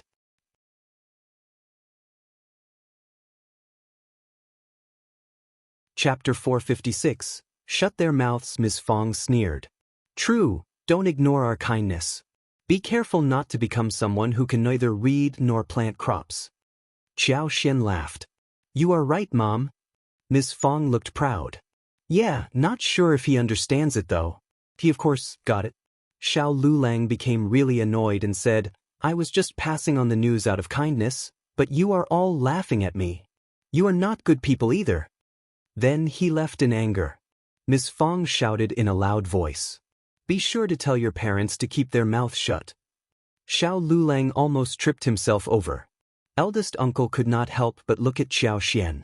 Lulang is already suffering a lot for not passing the examination, why push him?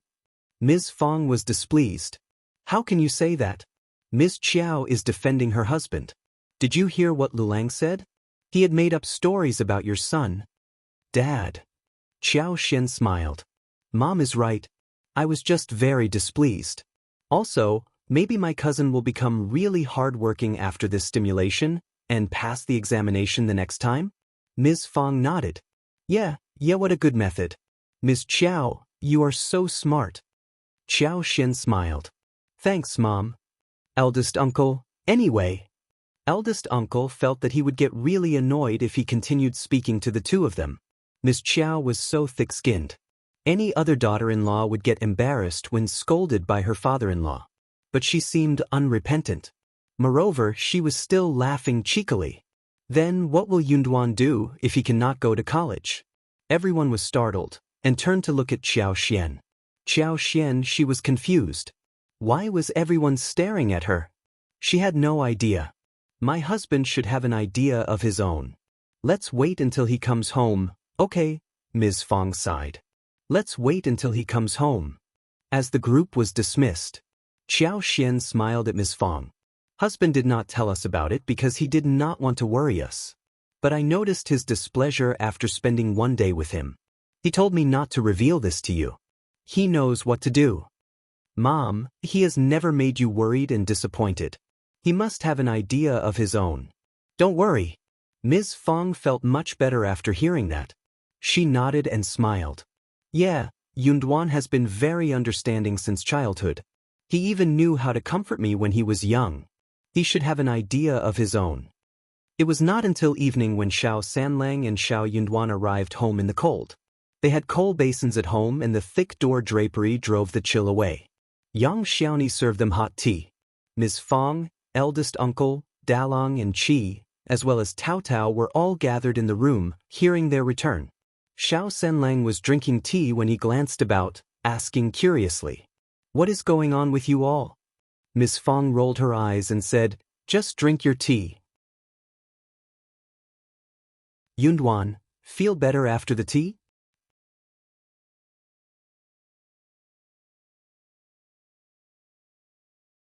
Chapter 457. Hesitation. Xiao Yunduan nodded and smiled. I was in the wagon and I should be fine. But the third brother was out in the cold. Ms. Fang said, He has thick skin and with so many clothes on, he won't freeze. Xiao Yunduan chuckled. Mom, anything you want to tell me? Ms. Fang sighed. I don't know what to say, but let your wife recount the story. Xiao Yunduan's heart skipped a beat, as he turned to Qiao Xian nervously. What was going on?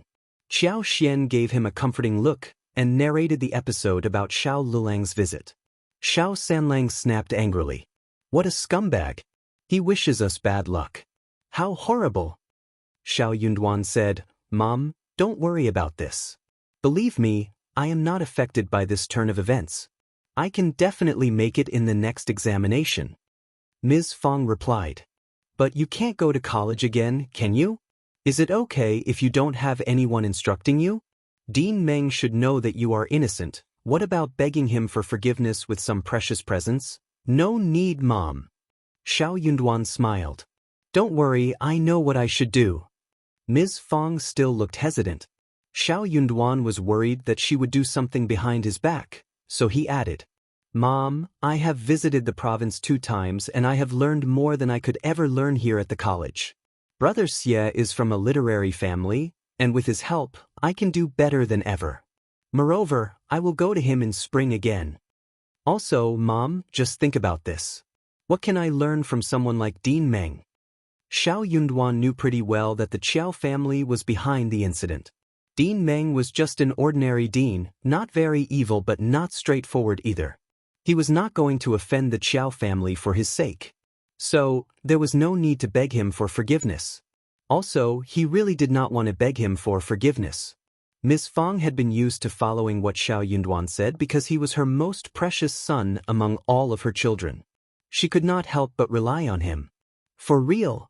That's for real. Please believe me, Mom. Okay. Ms. Fang sighed and smiled.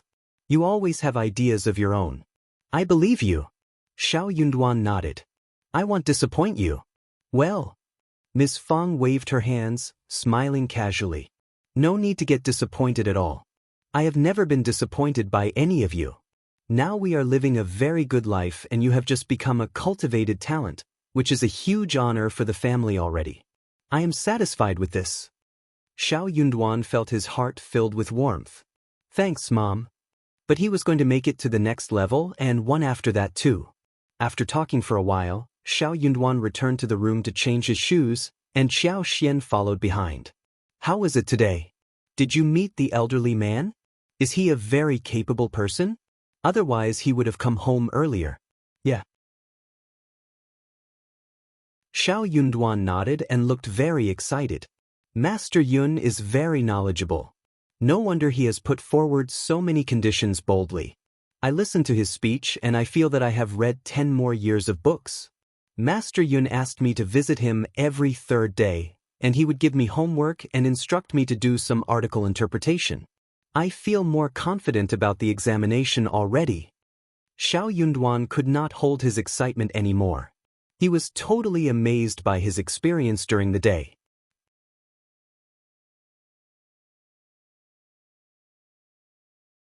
Chapter 458. Capable elder man. If he had been 70% certain that he could make it to recommended man, now he was 90% sure that he would make it. After studying with Master Yun for half a year, he was even 70% sure to make it to the final shortlist. If he continued, he would definitely make it to advanced scholar too. He was feeling different now. Thanks. But for you, we would not have visited him the other day. Xiao Yunduan was feeling very emotional and grateful. Had it not been for Qiao Xian's curiosity, they would not have insisted on going there, since everything sounded so ridiculous at that time, no one would have assumed that it was for real. But it was for real. Moreover, that elderly man was very capable. Qiao Xian smiled brightly as she turned to look at him with sparkling eyes. I was curious and led you there, but it is you who are capable enough that Master Yun took you in. We are now heading towards the bright end of a tunnel, and we are going to make Zhao Guanghua and his followers so annoyed. In fact, Qiao Xian behaved that day not entirely because she was simply curious. She just felt that some real talents tended to have weird tempers and acted differently from ordinary people. She felt that a visit would not hurt. Thankfully that visit turned out to be worth the while. Xiao Yunduan smiled. Still, I need to thank you. No wonder, Mom calls you a lucky star. Qiao Xian smiled too, but she was feeling quite shy. Xiao Yunduan added, Master Yun says that he is willing to teach me, but he can't take me in as a disciple now.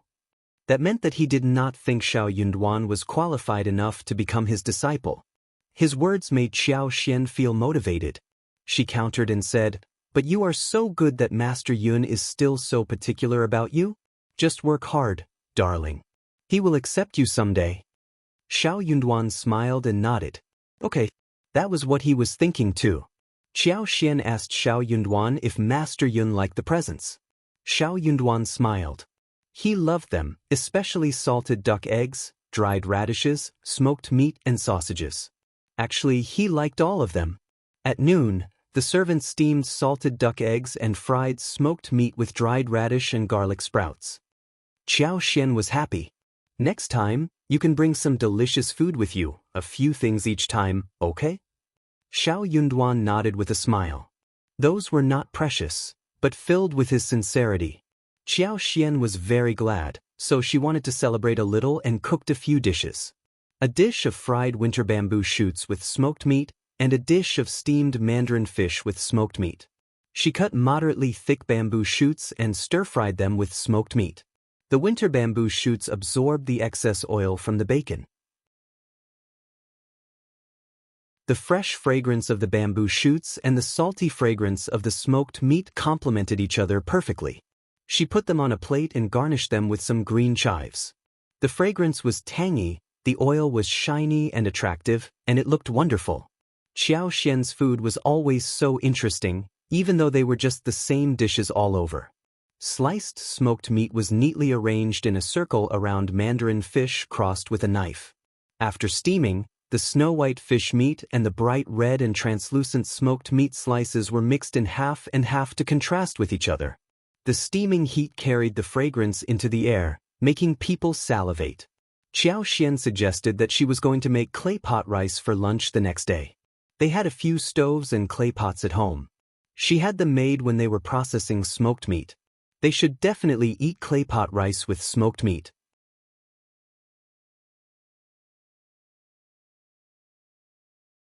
Chapter 459. Reliable Xiao Yunduan did not tell the family about Master Yun. For one thing, they would not understand the importance of Master Yun, and for another, Master Yun did not allow him to reveal the secret. Master Yun liked him and had decided to take him as the only disciple. So, he asked his servant Song to rip all the posters in the town. For that, he was laughed at by people who believed that he must have learned of his mistake and stopped the fantasy. But he did not bother to make any explanation. He usually traveled around with a few servants and settled down whenever he felt like it. When he felt bored, he would take in some disciples and pass on his knowledge. He did everything on his own will. He did not care if he missed some potential talents. Real talents would never understand what they themselves needed and had missed taking from him. Also, he believed that Xiao Yunduan was the most important disciple, whom he should not reveal randomly. Anyway, he just needed to understand what he wanted himself, and that was all. Xiao Yunduan had a donkey cart, so it was very convenient for him to travel there every third day and spend one whole day from morning to the evening with Master Yun. He would always bring some vegetables from home, and smoked sausages for Master Yun and the servants to eat. Everyone liked the stuff from his house. He was thinking about holding some ceremony, but Master Yun waved that off. Hence, he dropped the idea as well. Ms. Fang was worried that Xiao Lulang would spread the rumor about her son's dismissal from the college, so she kept an eye on the family to see what they could possibly do. But it seemed that there was no rumor that came out of their mouths, so she dropped the surveillance eventually. Xiao Lulang would not dare to spread any rumor. His inner secret was revealed by Qiao Xian, and with one more word out of his mouth, the first section of the family would talk much worse about him. Ms. Ma was worried too. She was quite scared of Ms. Fang, and she was getting more and more worried, for some reason. They thought that it would be the end of the whole thing, when third uncle and second uncle came to speak with eldest uncle, telling him that since Xiao Yunduan was driven out of the college, he could just drop the idea of attending the examination. They did not think that Xiao Yunduan would make it, when he had no teacher to give him instructions. What is the point of spending money on him?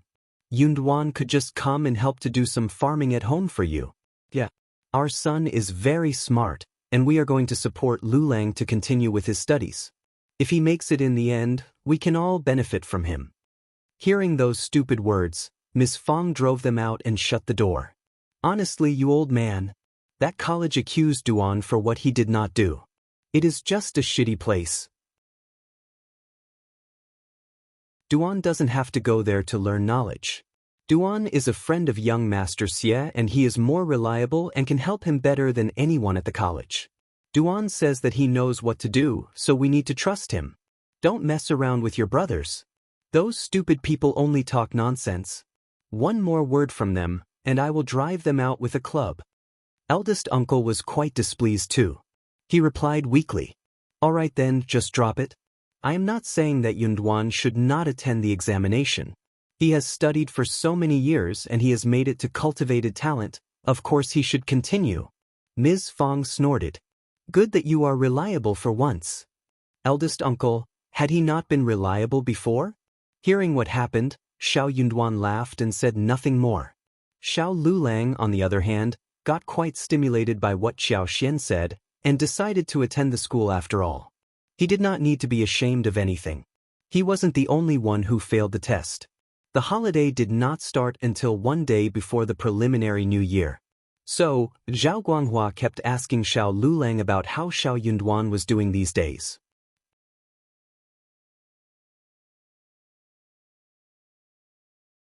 Chapter 460.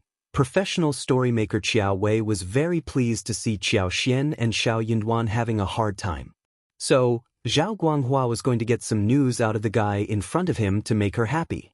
Xiao Lulang would never say anything good about Xiao Yunduan. He kept complaining about Xiao Yunduan and described how distressed he was after he was expelled. Zhao Guanghua was very glad to hear the news. Soon, he narrated the whole story to Qiao Wei. Qiao Wei was glad to hear this.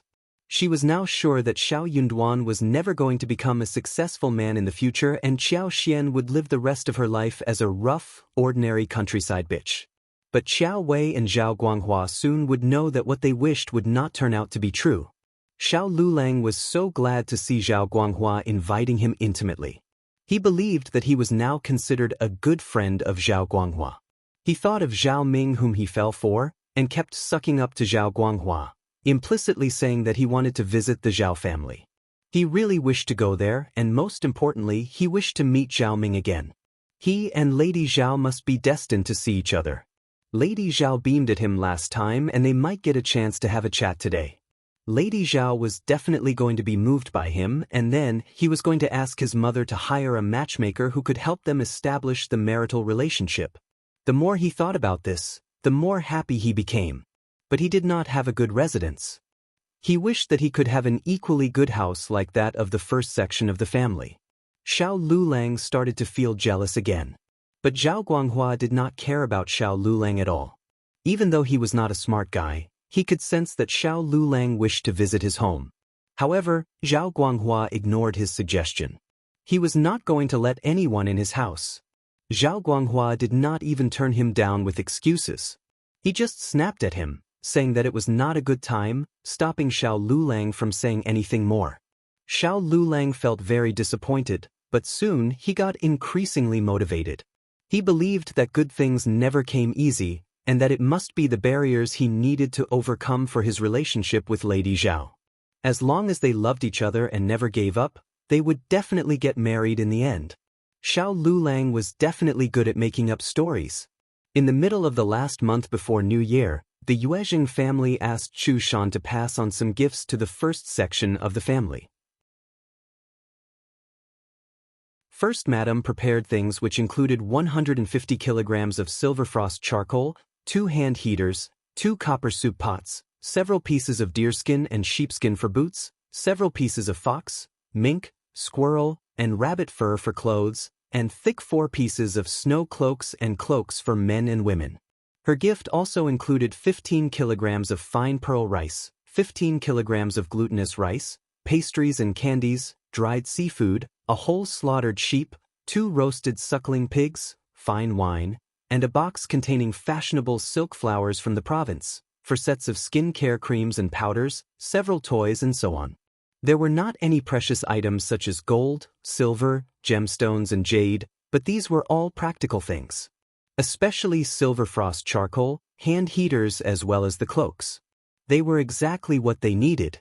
Everyone in the family had a share. For example, the cosmetics were for the girls. Xie Jingrong also had presents prepared for them. Qiao Xian and Xiao Yunduan were very surprised by what they received. First Madam was just too generous at this point. Ms. Fang was startled by the presents. But Qiao Xian explained and said that they helped the Yuezheng family last time when they were in the province, thus this was the reciprocity that they received. The two families would hang out like friends in the future. Only then did Ms. Fang feel assured.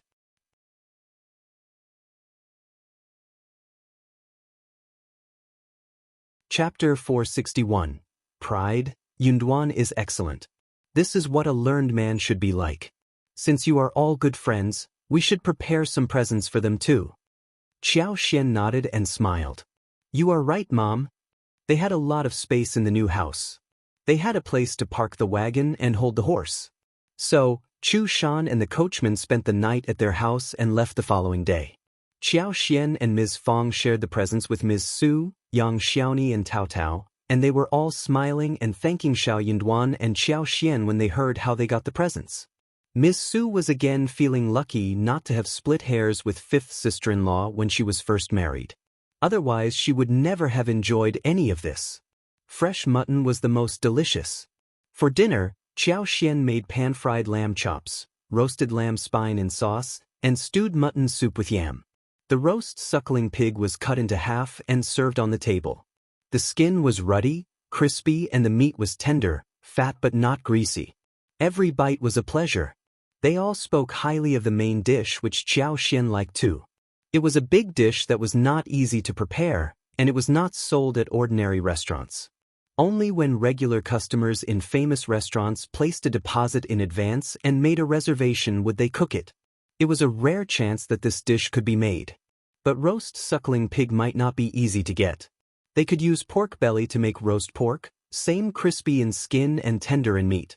The following morning, Qiao Xian had the presents prepared and asked Chu Shan to take them back with him.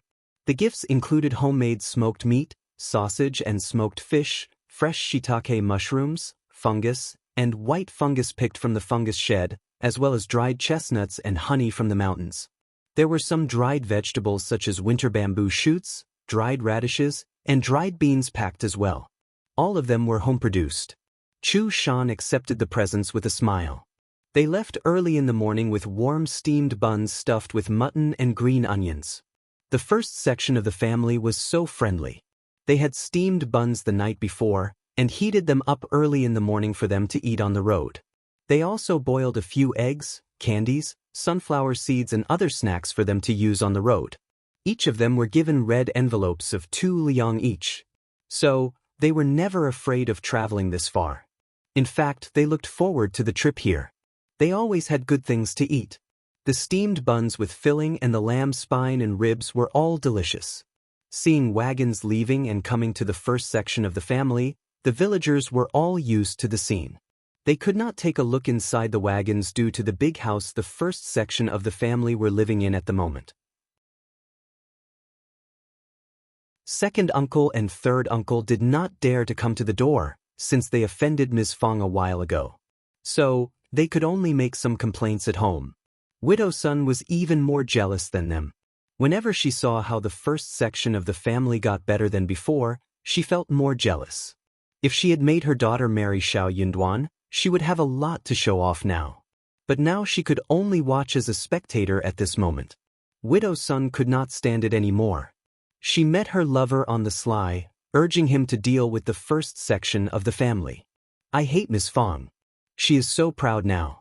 I am so annoyed. I really need to get it over with. Widow Sun's lover was very annoyed by her pestering. He nodded and said, Okay, I will think of some way to deal with them. Don't worry about it. Remember what you said, or I will not give you a good time. Okay, I got it now, I do.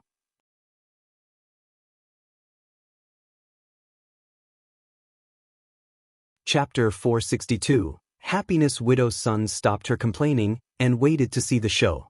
However, 2 days later, Xiao Xiaoqi set the trap in the mountains and caught a wild boar weighing almost 200 kilograms, shocking the whole village. Widow Sun got so sour. What kind of luck was that? The first section of the family was so glad. They hired someone from the village to get the wild boar back, and shared several kilos with the helpers. They made a sumptuous lunch for them to enjoy where they could eat as much meat as they could. They could even pack and take the leftover home. Everyone was so happy about it. The second and third section of the family were given only 5 kilograms each respectively. Ms. Niu had thought that they would be given at least 50 kilograms, so they were shocked when seeing what they received. Ms. Fang did not care about their displeasure. She smiled. We need to make smoked meat, and soon we will be taking gifts back to our natal families, especially the Qiao family. A decent amount has been given to you. When we get rich, you will get more. Those who were given meat from the first section of the family all nodded at this, saying that it was right. You are living separately, and that is all you should get. True. Xiao Erlang and Xiao Silang helped too, and they both got 4 kilograms respectively. Now you have 5 kilograms more. That is already a lot to be given to a cousin. I would have been so glad if my cousins did this for me. Some smart ones, when seeing the first section of the family living a better life, defended the first section of the family, hoping that one day they could get some help from them. All they needed to do was to defend them verbally. Widow Sun and some others wanted to turn the family against each other, but they did not dare to. By the end, everyone was defending the first section of the family. Eldest uncle did not dare to counter his wife in public, so he had to pretend as if he did not catch the helping look his brothers threw to him. His brothers got so annoyed. Things were different now. A short while later, second uncle sneered. Eldest sister-in-law, you are looking down at us. Let's just wait and see. You should never come and beg us for help when you need it. Ms. Fang laughed. If we need help, we will try to come up with solutions ourselves. After all, we all have a life to live, and we can't just turn to others for help all the time. We are all people who can work and live well. Everyone nodded in agreement. Second uncle got even more annoyed after hearing this. He left the place with a sunken face. Ms. Fang felt so happy to have vented her anger in this way. When the crowd was gone, Ms. Fang, together with her daughters-in-law and sons, started to salt the wild boar meat and clean the yard. Soon she proposed. What about preparing the things to be taken to your mother's families? We have enough time. Ms. Su nodded in agreement. Ms. Fang said, how about Ms. Su and I go home tomorrow and Ms. Qiao the day after? What about you, Ms. Yang?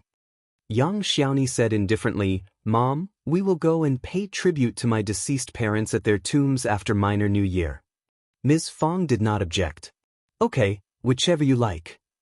Qiao Xian agreed to go to the Qiao family the day after tomorrow. But she was not going to bring wild boar meat or any other precious things. She smiled at Ms. Fang. Mom, don't save me a portion of wild boar meat. We only need 2 chickens, 1 basket of eggs and a few pastries bought from the street.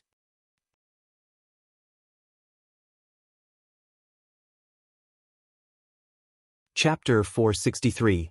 Unexpected guest. She did not want the Qiao family to know what she had at her home. Chickens and eggs were okay, because villagers always had some chickens at home. Ms. Fang had already learned how Qiao Xian's life was at her own home, so she somehow disliked her parents. Hence, she nodded at Qiao Xian's suggestion. She smiled. Sure, then I will give you 20 liang like I did last time, and you can do whatever you want. Qiao Xian thanked her and said, I will give the remaining amount back to you, Mom. Ms. Fang laughed. Just add it to your own savings. Yunduan needs money, and the expenses can be counted from the shared savings. After all, when Yunduan becomes successful in the future, he will take care of his brothers. They can take care of him now. Qiao Xian did not counter that, but nodded in agreement, smiling. Her mother-in-law was such a nice lady. So Ms. Fang and Ms. Su prepared their stuff. They had smoked meat, sausages, fish and ducks with them, as well as 10 kilograms of wild boar for each family as 2 jars of wine. Qiao Xian and Tao Tao also picked 2 baskets of fresh mushrooms for them to take along. The Yuezheng family had given a few melon seeds, peanuts, pine nuts, preserved fruit, peanut candy, walnut candy, osmanthus cakes, some of which were also put in their luggage. If either of them needed to add something, they could buy the things with their own money. Ms. Su picked 3 garments, a few folk flowers and 2 bags of needles and threads. Apart from this, she was going to offer 4 liang to her mother. On the day when they left, Ms. Su dressed up her children whilst she herself had a silver hairpin on top of her hair as well. She was dressed in new clothes and left together with Ms. Fang, eldest uncle and Tao. They had a donkey cart and did not need to walk anymore. Xiao Sanlang was driving the cart. He dropped Ms. Su and Xiao Deng and then Ms. Fang. Ms. Zu's home was located in a village which wasn't big enough for the donkey cart to get in. They still needed to walk a few miles, but that already was much more convenient than before. Xiao Sanlang spent one night with Ms. Fang at his grandparents' place and returned home the next day. Then he picked up Ms. Su and her family so they could head home together. When they were gone, the house seemed so quiet, especially since the 2 children were not at home, making some noise. They had nothing else to do but think about what to eat. Yang Xiaoni and Qiao Xian were talking about how to make the clay pot rice, which Qiao Xian had decided to make for dinner. Xiao Xiaoqi offered to help too. Yang Xiaoni was proficient in making the preparations. She washed the pot, and Qi prepared the fire and stove. Qiao Xian picked some cabbage and garlic sprouts from the garden. When the clay pot rice was almost cooked, she spread the sliced sausage and smoked duck on top, poured over the prepared sauce, added the blanched lettuce, and sprinkled the chopped garlic leaves when it was almost ready. A delicious and wonderful portion of clay pot rice would be served. Qiao Xian and Yang Xiaoni chatted happily in the open, bright kitchen. When the clay pot rice was just on the stove and the side dishes were about to be put in, a very loud female voice arose at the door. "Where is everyone?" Xiao Xiaoqi shouted loudly. "Cousin, third sister-in-law and fifth sister-in-law are cooking in the kitchen." Qi wasn't that glad when he made the announcement. "Cousin?" Yang Xiaoni and Qiao Xian exchanged a look. Qiao Xian thought for a while and said, "Xiao Meiji, I believe? The daughter of third uncle. She might have gone to her parents' house to deliver presents." Yang Xiaoni pursed her lips. "She isn't very nice. She was not here at our wedding. Did she come over when you got married?"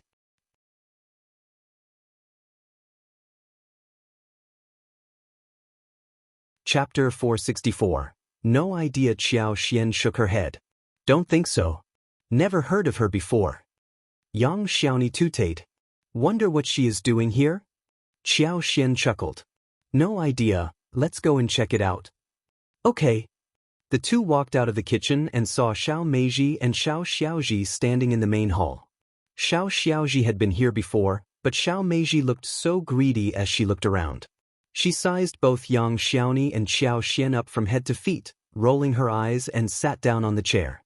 "So you are Ms. Qiao and Ms. Yang? Serve me some tea and melon seeds. I am your relative, so I don't care about your foolishness. Shame on you that you don't know how to serve people." Xiao Xiaoji sneered too. Qiao Xian looked confused and blinked. "Third sister-in-law, who is this woman coming to our home to show off? What is wrong with her?" Yang Xiaoni laughed. "I don't know who it is, but she seems to think that this is her home. Tut, tut, how shameless." Xiao Xiaoji threw them a weird look. "This is my elder sister." Xiao Meiji shouted loudly. "What are you talking about?" Before Xiao Meiji got married, the first section of the family had no standing in front of the second and third section of the family. Ms. Niu and Ms. Ma kept bad-mouthing the first section of the family. Xiao Meiji had heard a lot of stories and watched a lot of shows, so she never thought that the first section of the family was worth much. In her eyes, she believed that her family was better than the first section of the family, who were just their laborers.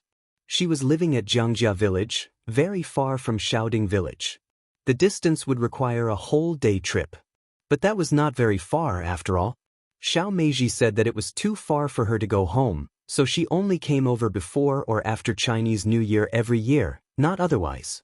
She did not want to give red packets to Qiao Xian and Yang Xiaoni when they got married, so she ignored the invitations. But when she came home this time, she heard about Ms. Ma and Xiao Ziotis cribbing about the first section of the family. Xiao Meiji got so annoyed that she wanted to teach them a lesson. Since this day, eldest uncle, Ms. Fang, and even Xiao Dalong, Ms. Su and Xiao Sanlang were all gone, Xiao Meiji decided to teach the others a lesson.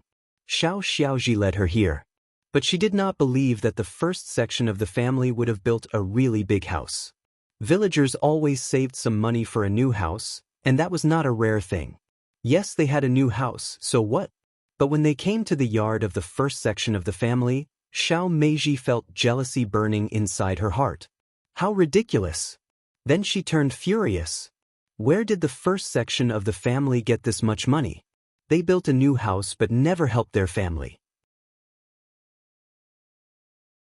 How dare eldest uncle keep saying that he would take care of the second and third section of the family all the time? They were all liars. Xiao Meiji finally understood why her mother and sister were so angry. She pushed the door open and walked into the yard. Xiao Meiji felt more than sour. She was shocked. As she walked into the main hall and saw the fresh furniture as well as beautiful, crystal-clear glazed windows. Xiao Meiji wished that she had them all for herself. Note, she is just a small role, only in the story for a few chapters.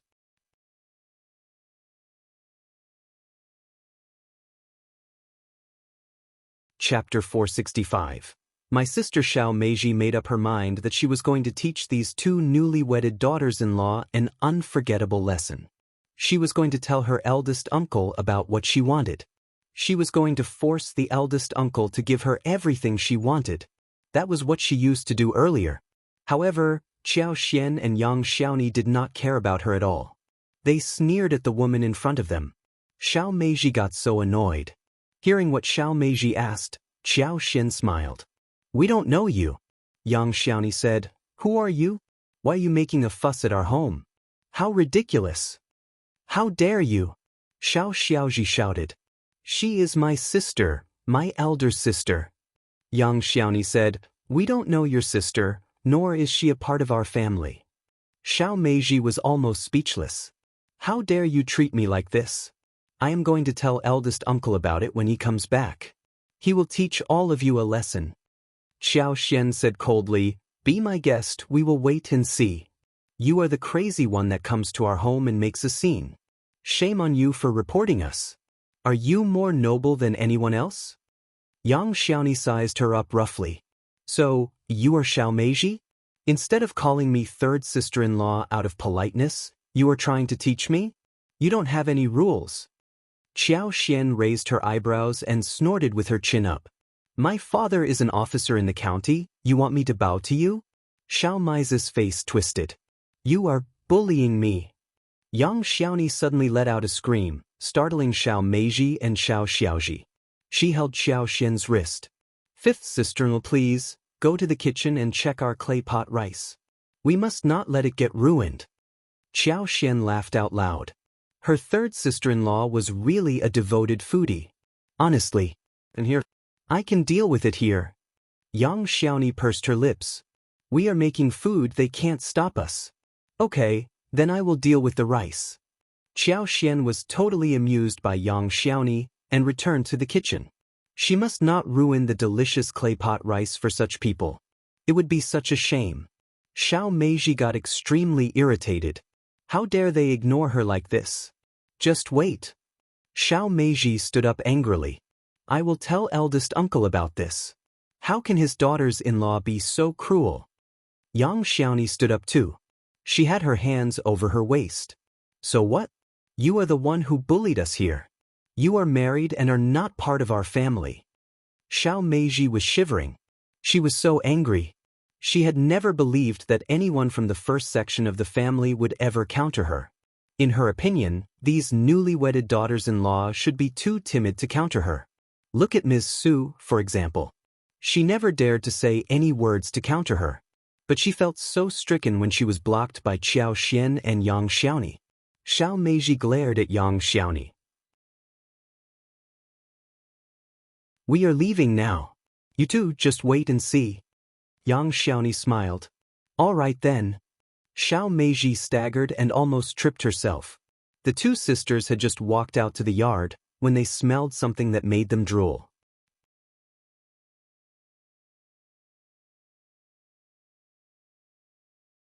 Chapter 466. Good smell. The two sisters could not help but pause in their footsteps. They took in the smell and sensed the special combination of smoked meat and the delicious rice. It made them drool even more.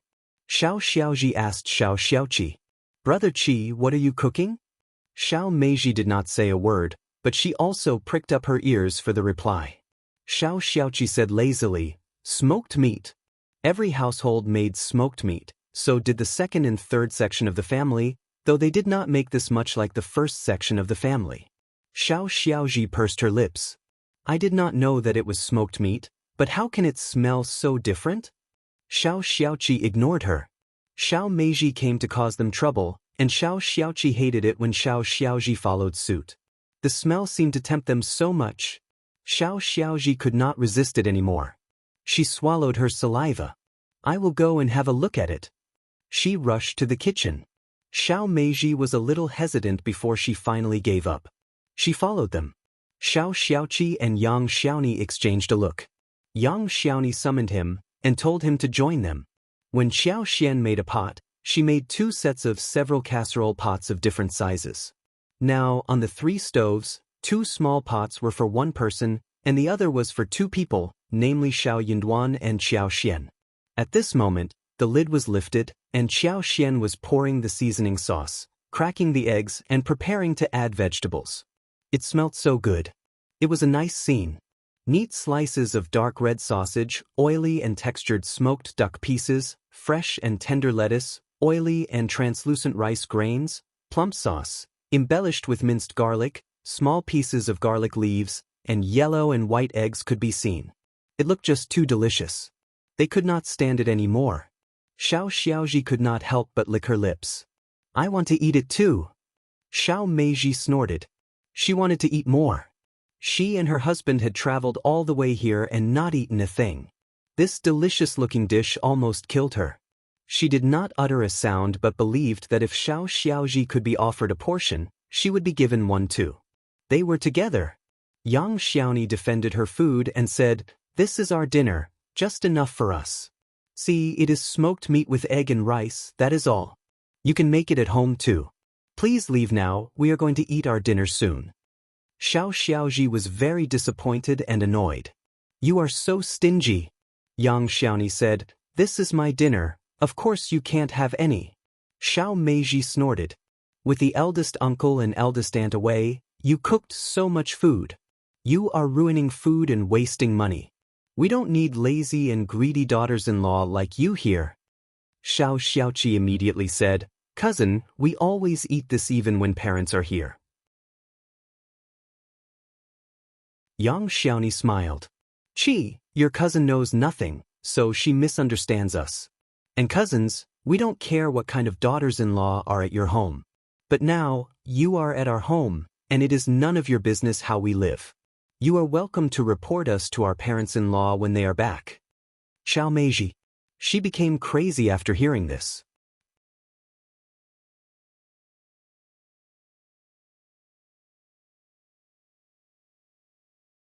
Chapter 467. Willingness. Xiao Meiji thought that if she threatened them, Yang Xiaoni and Qiao Xian would stuff her with good food as a bribe. But they, unexpectedly, countered her. When done with work, Qiao Xian looked at Xiao Meiji. "Cousin, the second and third sections of the family kept forcing us to work for you guys. Do you think that we are the same as before? That is history now. Such behavior will never happen again. It already stopped half a year ago. Second and third uncles are already used to this change, and I believe that you should get used to this too. Stop acting as if you are the host of this house. No one buys that anymore. That is not what happens in any house in the village. If you are not convinced, just try it out." Yang Xiaoni snorted. Fifth sister-in-law is right.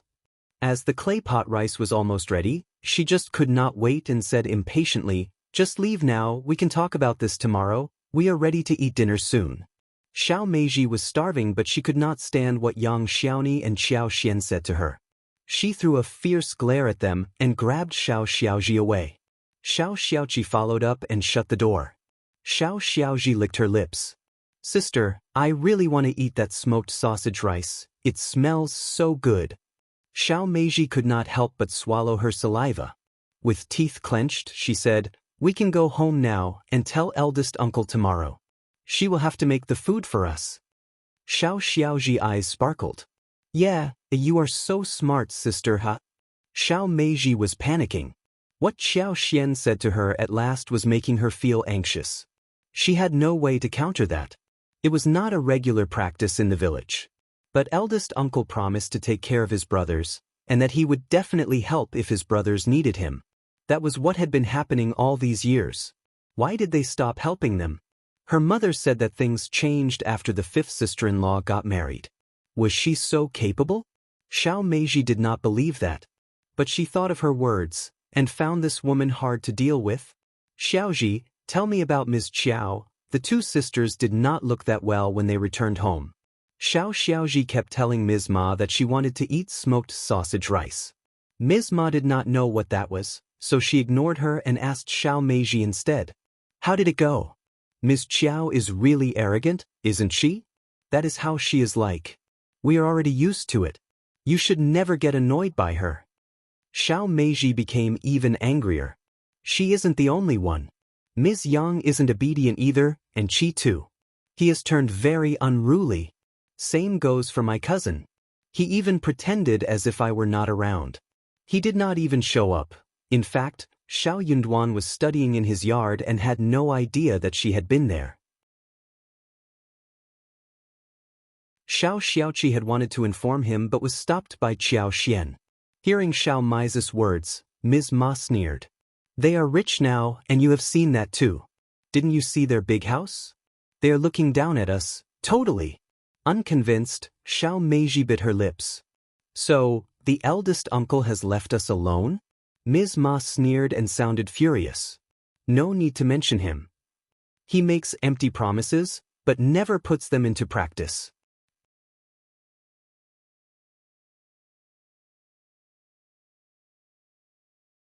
Chapter 468. Tomorrow Xiao Meiji could not help but believe this reluctantly. Otherwise eldest uncle would not have built this house alone. She and her family would have a share in it as well. Seeing Ms. Ma ignoring her, Xiao Xiaoji repeated and said, Mom, make me the smoked sausage rice, I want to eat it. Ms. Ma turned to her daughter. What claypot rice? Xiao Xiaoji said, some rice with a layer of smoked sausage, meat with egg, vegetables and soy sauce. Cousin was making it and I smelt it. It was so great but they did not share it with us. Ms. Ma sneered. Your own fault. They are looking down on you. Xiao Xiaoji pursed her lips. We will make eldest uncle tell them to make us the same food. Ms. Ma did not respond and said, then wait until tomorrow. Smoked sausage and meat with egg? Of course it smells good. They are just ruining the food. Xiao Meiji replied. Eldest uncle is not at home, and Ms. Qiao as well as Ms. Yang are wasting food. Eldest aunt will definitely blame them. Please wait until tomorrow and see how they are scolded. Ms. Ma did not think that Qiao Xian and Yang Xiaoni would be scolded, but she hoped that they would be. So, she added casually, let's just wait and see. Qiao Xian served the clay pot rice on the tray and went with Yang Xiaoni to the dining room, while Qi fetched Xiao Yunduan to join them for food. Qiao Xian mentioned Xiao Mai's visit while they were all seated. Yang Xiaoni was angry as well. She kept adding to the story. Qi regretted it. I should not have opened the door for them. Xiao Yunduan smiled. It doesn't matter, they will definitely come here again tomorrow when our parents are here. Yang Xiaoni said, she is definitely the daughter of the third section of the family, just like my own sister-in-law. Qiao Xian laughed. Then please wait until tomorrow. I just can't wait. Food was more important to them. The four of them stopped talking about Xiao Meiji but turned to the delicious food instead. The clay pot rice was blended with meat and sauce, giving out a wonderful smell. It was not until after lunch when Ms. Fang and Ms. Su as well as the others returned. It was again so lively inside the house. Soon after that, Xiao Xiaoji came over. Eldest uncle, my sister and brother-in-law are all here? My parents are asking eldest uncle to have a chat with them. Qiao Xian and Yang Xiaoni exchanged a look between themselves. So, they wanted to exaggerate the story behind their backs. But they were going to become the laughing stock after all. Eldest uncle was very happy to see that Xiao Meiji thought of him. He smiled happily. Meiji is back with her husband? All right, I will go to your home and have a chat with them. Ms. Fang smiled. Only your eldest uncle is invited, not me? Also, they are junior people in the family. How can they ask seniors to come over? So precious they are? Or they can't walk? If they can't walk, then they don't have to come over here anymore in the future. Xiao Xiaoji did not dare to utter a sound. Ms. Fang was right in every word. Eldest uncle coughed and turned to her. You must be thinking too much. They are just asking me to visit them. Ms. Fang sneered. Oh really? Then do you remember to tell me whether Meiji is missing you or trying to tell some exaggerated stories to you about her past experience? Xiao Zioda's heart skipped a beat. She felt too ashamed to stay here.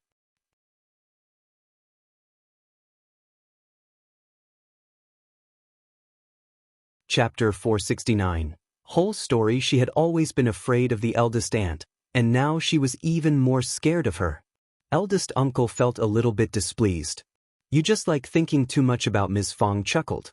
Then, go ahead. Eldest uncle was affected by what Ms. Fang said, so he felt quite annoyed, and followed Xiao Xiaoji. Xiao Meiji and her husband were very hospitable towards him, and Xiao Meiji even greeted him happily. But before eldest uncle was able to taste the happiness, Xiao Meiji started to talk about something else. The more the eldest uncle heard about this, the more guilty he felt inside his heart. Ms. Fang was totally right. Had it not been for Ms. Fang's reminder, what Xiao Meiji said to him might have fooled him. But Ms. Fang's words plus what Xiao Meiji said made him realize that Xiao Meiji was trying to make some accusations. Ms. Qiao was indeed arrogant, but she never irritated people unless people irritated her first. And Ms. Yang? She was even less likely to do this. She only wanted food. So, when Meiji said that she went to visit them but was humiliated instead, eldest uncle did not really buy that. He did not speak his doubts in front of Xiao Meiji, but said some vague words to console her. Xiao Meiji felt very proud. She assumed that she had achieved what she wanted. Eldest uncle, you have to get me justice. Eldest uncle was taken aback. What? Oh, okay.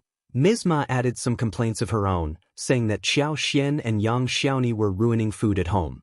Eldest uncle became even more speechless. Ms. Qiao was rich, and she always ate what she wanted. She even shared the food with the whole family, so what could he blame her for? But he did not dare to reveal anything like this in front of the third section of the family, otherwise he would sound as if he were showing off. Eldest uncle was actually a very modest person who never liked showing off. But soon, Xiao Xiaoji and Xiao Meiji, as well as Xiao Mai's husband Jiang Dai and Ms. Ma followed eldest uncle to his home.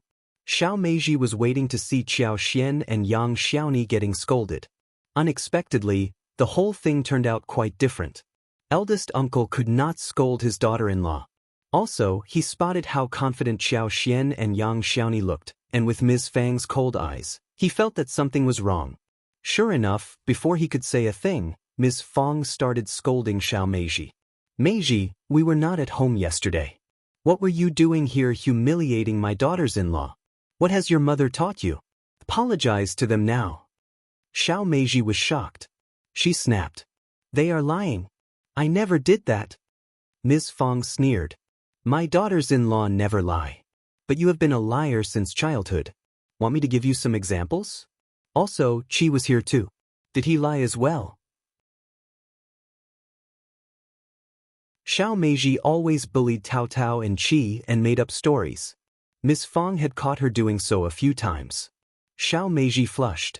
Ms. Ma said, eldest sister-in-law, Meiji was the guest, and she got angry because Ms. Qiao and Ms. Yang did not treat her well. Ms. Fang said, oh, so you know you are a guest, an outsider. Then what were you doing at my house? My daughters-in-law did not have to tolerate such behavior. Xiao Mai's husband, Jiang Dai, was dumbfounded. He had no idea what he should do. Xiao Meiji felt so humiliated. She covered her face and sobbed. Eldest aunt, how can you say this? They must have exaggerated the whole thing. You are the one who exaggerates, not them. They always tell the truth. Stop crying here, go to your own house and cry.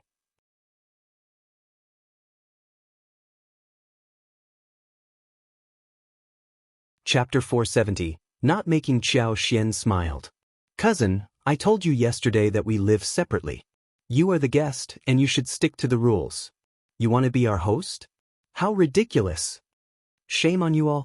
We should not have spoiled you. Ms. Fang said coldly. Xiao Meiji stared at eldest uncle, transfixed. Eldest uncle looked embarrassed but still asked, Miss Qiao, why didn't you serve food to Meiji and Xiaoji yesterday?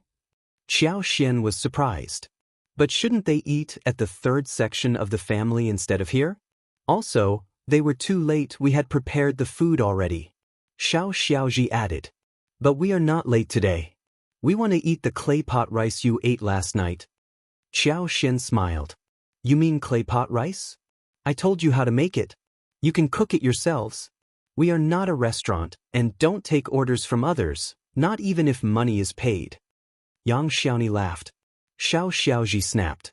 Eldest uncle, my sister, is not home often, Xiao Xian interrupted her. That is not my business. Miss Fang said, true. She can keep your parents company if she does not visit home often. You are dreaming if you want my daughter-in-law to cook food for you. Eldest uncle frowned. Ms. Qiao, Ms. Yang, they are relatives. You can make food for relatives, right? Qiao Xian said, relatives order food? Eldest uncle. Ms. Fang immediately said, she was too unfriendly yesterday for us to make any food for her. Eldest uncle, Ms. Fang continued. Honestly, Ms. Ma, I am telling you now that we will be celebrating the new year separately. You won't be joining us anymore. Ms. Ma was startled. What? Not understood? Ms. Fang said, we are living separately, and we should celebrate New Year separately as well. Ms. Ma. Eldest uncle was about to say something when Ms. Fang beat him to it. If you don't like this idea, you can spend the new year with them. But we are not doing this henceforth. Xiao Meiji said angrily, eldest uncle, you promised to take care of us. Ms. Fang smiled. Heard that? They are trying to make you take care of them. If you want to do so, we won't stop you. How about you moving to their home for good? Eldest uncle looked distressed. His mind was completely befuddled. What Xiao Meiji said to him stung his heart. Xiao Meiji panicked too. She was about to give some explanation when Ms. Fang drove them all out of the house. How could Xiao Meiji make Qiao Xian and Yang Xiaoni make food for them? She should be served some dishwasher water. Ms. Ma stomped her feet in front of the door angrily. Okay, let's go home. We will never come here again. Jiang Da's eyes rolled as he said voluntarily, Mom, we are one family. Don't ruin this relationship. Eldest uncle's family is so rich, and they should help us, so that we can have a better life. Ms. Ma snorted. Stop dreaming. Don't you know now what they are like? Xiao Meiji felt sour, shamed and angry. It was the first time for her to get humiliated by the first section of the family, so she felt worse than ever. She almost could not stand up when she reached home.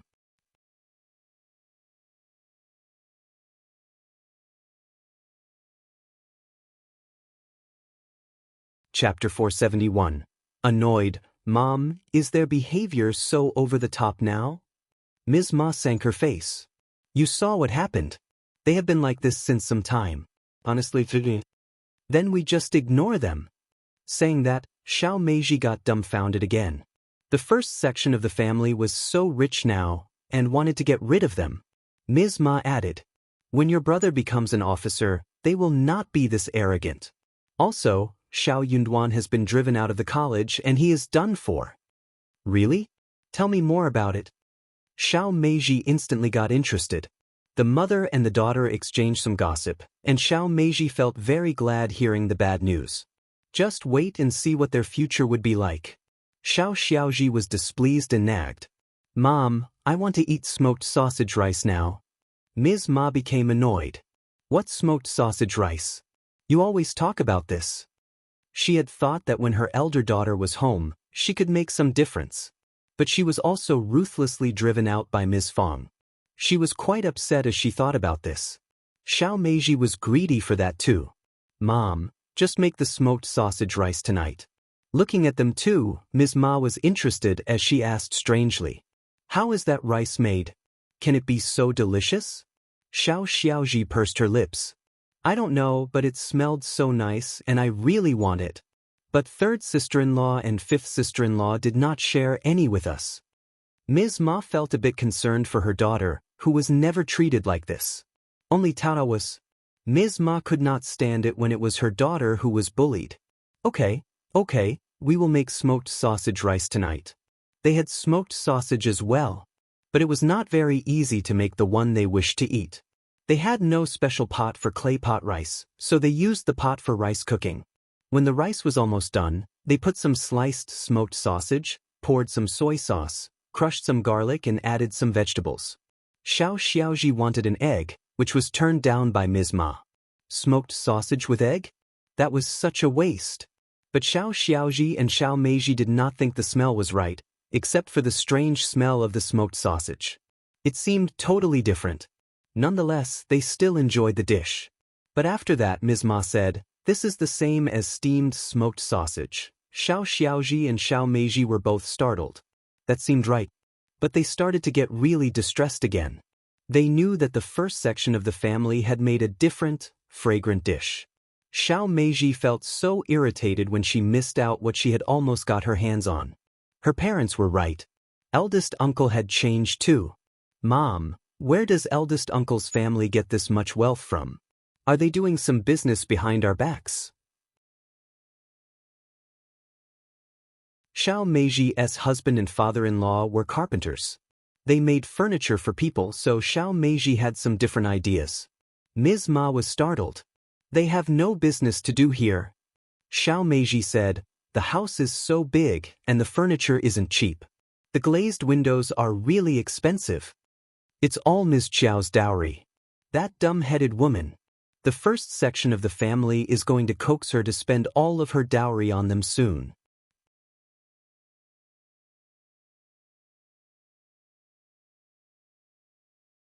Chapter 472.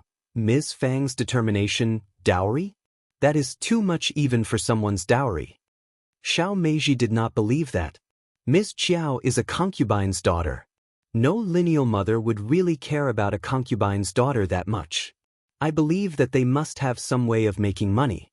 Look at the businessman's family, the concubine's daughter always has a worse life than maids. Well, Xiao Meiji believed that her conjecture was right. Mom, you should watch them carefully. Observe what they do. I am sure they have many ways of making money. Ms. Ma thought for a while and nodded. Okay, I will keep an eye on them. It won't be so troublesome. They were in the same village. They would always run into each other. The next day, Xiao Meiji and her husband left. They had intended to just stay one night before leaving. But Xiao Meiji wanted to report Qiao Xian's deeds to eldest uncle when he was back, thus staying for one more day. But the report failed and she felt really annoyed. She did not even say goodbye to eldest uncle when she left. Hearing that the three families were not celebrating New Year together, second uncle and third uncle were really displeased. They rushed to the first section of the family and argued about it. Ms. Fang ignored them and refused to change anything. Eldest uncle wanted to have a lively dinner, but no one in the family supported him. Xiao Sanlang, Xiao Yinduan, Qiao Xian and Yang Xiaoni all said no to his request, and Qi and Tao Tao disapproved of it too. Elder uncle felt really distressed, but there was nothing he could do. Second uncle and third uncle became totally disappointed with eldest uncle, who only talked nice but never did anything in reality. Ms. Niu and Ms. Ma kept blaming the first section of the family for this decision, but no family in the village would gather together with their brothers after their parents were gone. When the three sections of the family gathered to celebrate New Year's, they were just creating a strange scene. Hence, they could not even complain about it to the villagers. They felt so annoyed. But it had been settled that they were not spending the New Year together, ever again. Ms. Niu could not help but blame Ms. Ma. It is your Meiji who caused all of this. But for what she did to the first section of the family, they would not have made this decision. Ms. Ma did not accept this accusation. Eldest sister-in-law has disliked us for a long time. She was going to mention this to us anyway. Meiji has nothing to do with it. Since Ms. Fang and Ms. Su had finished with their visits to their parents' homes, Qiao Xian and Xiao Yinduan visited the Qiao family before the minor New Year. They had some mediocre presents with them and got mediocre reception at the mansion. Officer Qiao did not appear this time to receive them. It was Madame Qiao, Qiao Wei, concubine Du and Qiao Ko who received them. Qiao Wei was also there watching the show. She was really interested in meeting Qiao Xian. Qiao Wei even ordered Lu Yan to serve her. Qiao Xian's face changed as she saw Lu Yan. She lowered her head and said nothing, which made Qiao Wei feel really glad. Qiao Ko added fuel to the fire. Second sister, Lu Yan is your maid, isn't she? Why is she not with you? Qiao Xian was startled as she staggered. I'm not sure. Elder sister has the call. The elder sister could give whatever she wanted. She was arrogant and spoiled without any manners. Qiao Ko did not understand what Qiao Xian meant. She chuckled and teased. You are right, second sister, elder sister has the call.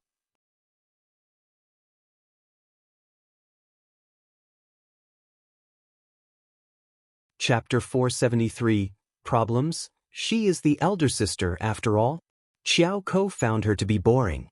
She chuckled and said, "Second sister, you are so obedient. You obey whatever elder sister tells you to." Xiao Xian said seriously, "We are sisters, and we should listen to each other."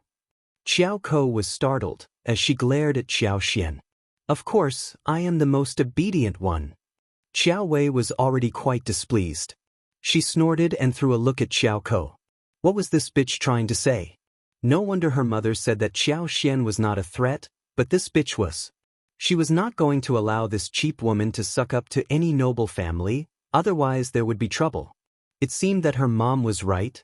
Madame Qiao apparently realized that Qiao Ko did not mean anything good. She gave her a cold look. Concubine Du, who had been watching the show, felt her heart tremble. She threw a look at Qiao Ko, telling her to shut up.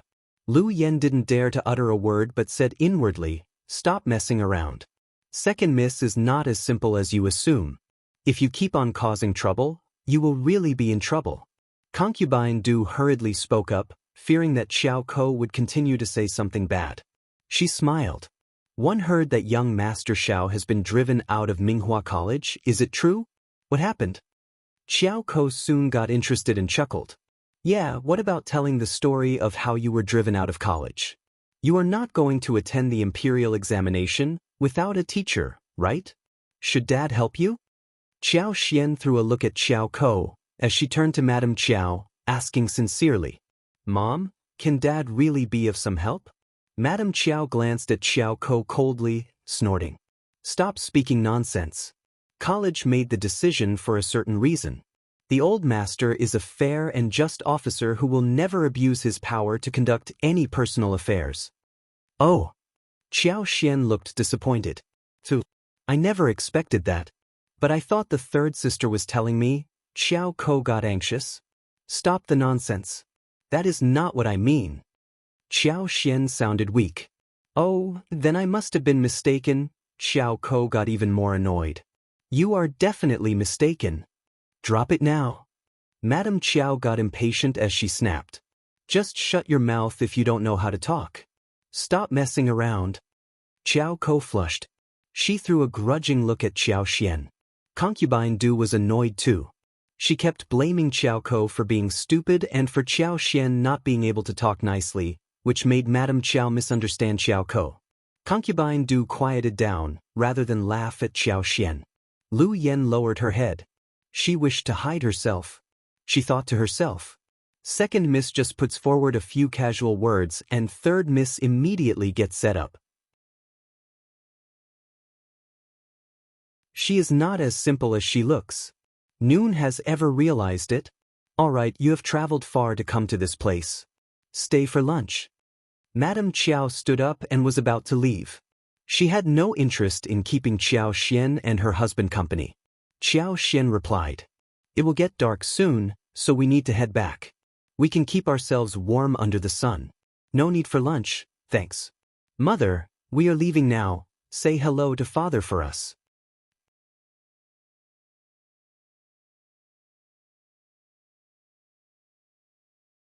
Chapter 474.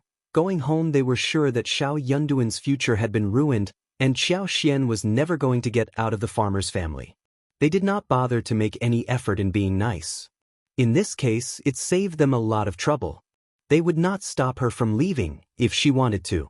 Sure enough, Madame Qiao ignored them and said, "Any way you like." Xiao Xian and Xiao Yunduan waved them goodbye and left the mansion. "All right, darling?" "Yeah, I am fine." They smiled at each other. "Then let's go home." "Okay."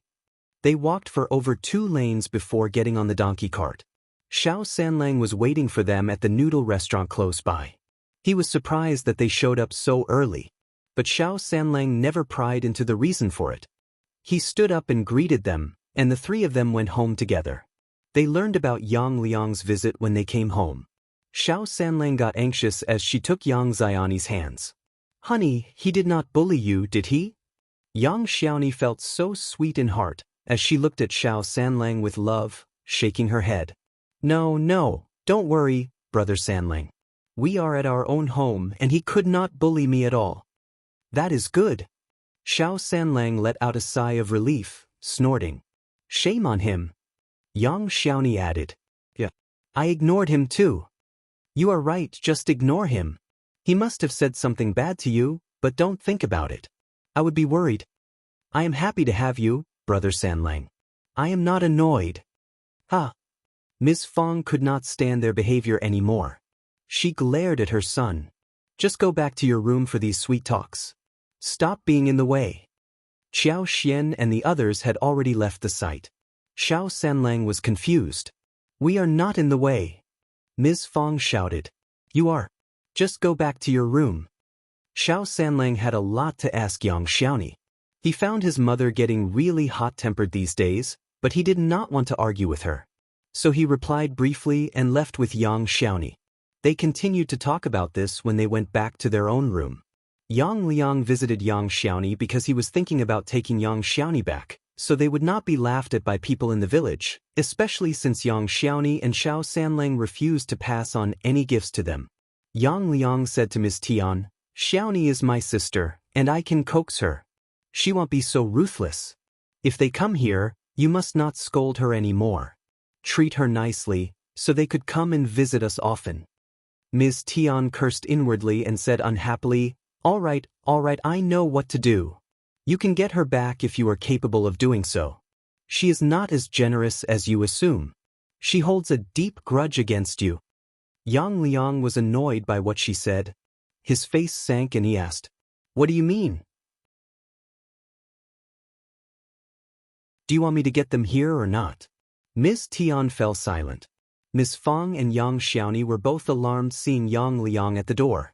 He felt so embarrassed. Yang Liang was so jealous looking at the new house of the first section of the family. The first section of the family was leading an increasingly better life.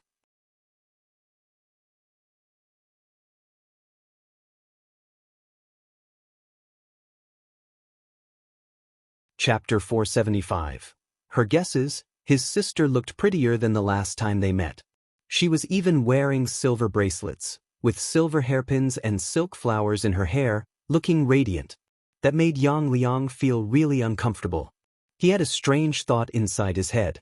Yang Xiaoni turned down Yang Liang's intention. He became really furious when the persuasion did not work. Xiaomi, isn't it enough? You have vented your anger. Are you trying to deny that I am your brother? Yang Xiaoni looked at him calmly. You denied that I was your sister a long time ago. You never treated me like your sister. You didn't even give me any dowry when I got married. I got my wedding gown from my mother-in-law. You forgot all of these? I didn't. Yang Liang got even more annoyed. But you said yes to all of these. Why didn't you oppose the decision? Now you are picking up the old stories? Yang Xiaoni sneered. Would that have worked? I did not dare say a thing. What if my wedding was called off because of you and your selfish behavior? If it were not Brother Sanlang I married, but some poor family who never fed me, would you still come and beg me to go home with you? Yang Liang was startled. He subconsciously did not dare look at Yang Xiaoni. Yang Xiaoni sneered. She felt even colder in heart. This was what she had expected. What was the point of putting on a show? Ms. Fang could not help but glance at Yang Xiaoni. Her third son's daughter-in-law might look slow in the head, but she never changed her mind once she made the decision. She was not all that useless. So, we can be strangers from today on and part our ways. I won't be jealous of you if you make a fortune or want a portion of it. Similarly, whether I am living well or not has nothing to do with you either, understand? Yang Liang felt so embarrassed. But he had no words to counter her. He left the Xiao family in total awkwardness. He had another fight with Ms. Tian when he reached home. Hearing Yang Xiaoni's words, Xiao Sanlang kept kissing his wife, smiling. My wife, you were great. You made such a wonderful speech. Yang Xiaoni looked very proud and smiled brightly. Of course I did. The following day, Xiao Yunduan and Xiao Sanlang went to deliver New Year's presents to Master Yun. Master Yun had not taken Xiao Yunduan as the disciple formally, but he still learned a lot from him. He respected him and admired him as a disciple, thus abundant presents were prepared. However, when he returned home in the afternoon, Master Yun and his 3 servants, namely Uncle Yun and Aunt Yun as well as Tsang, came back with him. They were going to spend the new year at his house. Ms. Fang and eldest uncle were surprised, but still opened their arms in welcome for them. Xiao Zioki's yard was quite spacious, with 3 wing rooms and 1 main room, as well as 2 smaller affiliated rooms. Master Yun and his group would live there. Qi volunteered to spare the main room for Master Yun, whilst he rolled up his blanket and moved to the east affiliated room.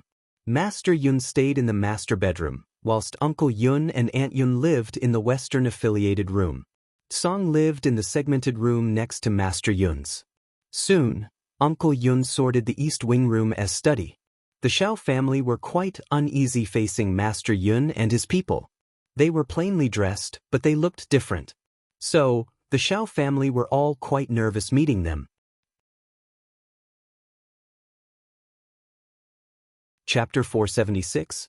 Proud, but Master Yun was a very easygoing person and good at chatting. He spoke of land and properties with eldest uncle and Ms. Fang, so that both of them felt interested in speaking with Master Yun. Uncle Yun and Aunt Yun were friendly, and Tsang was a very lively and smiling boy with a sweet tongue. They soon got on well with each other. The family had no idea that Master Yun actually was Xiao Yunduan's teacher, but Xiao Sanlang and Xiao Xian did. So when the teacher was here, he should be treated well. Xiao Xian decided to cook the dinner personally. Ms. Su and Yang Xiaoni gave her a hand. They made steamed smoked meat, sausage and a smoked fish platter. They killed a chicken and stewed it with the most delicious and rare mountain mushrooms.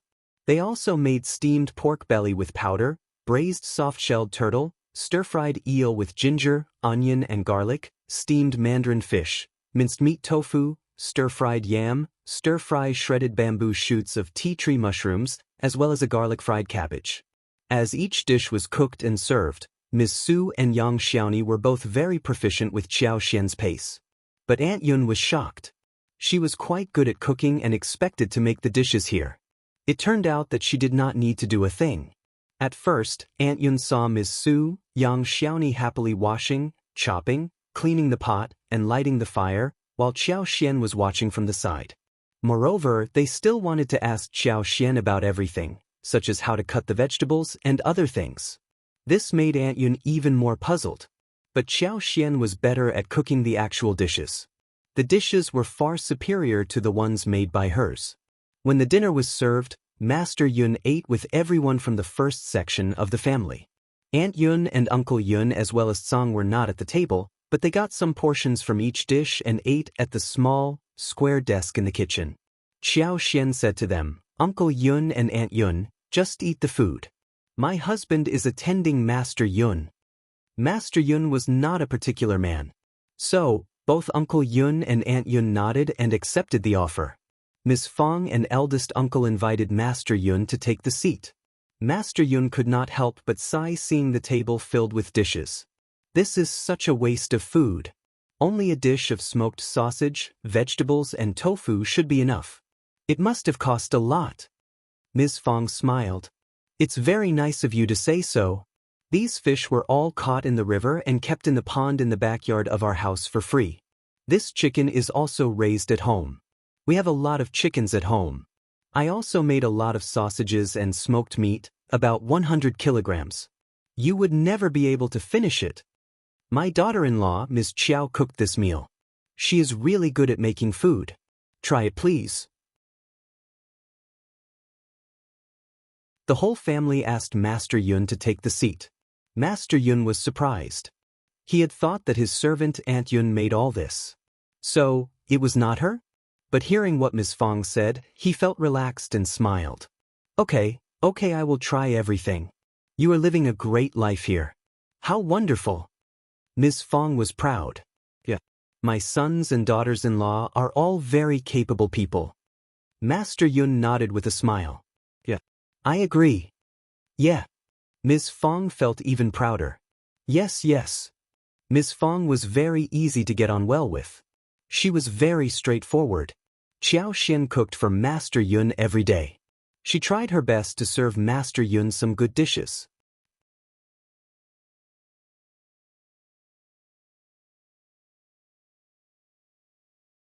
Chapter 477, New Year's Eve Translator, Henyi Translations. Firstly, she was showing respect to the teacher, and also, she wanted Master Yun to see that they were very sincere, so Master Yun could accept Xiao Yunduan as the disciple formally.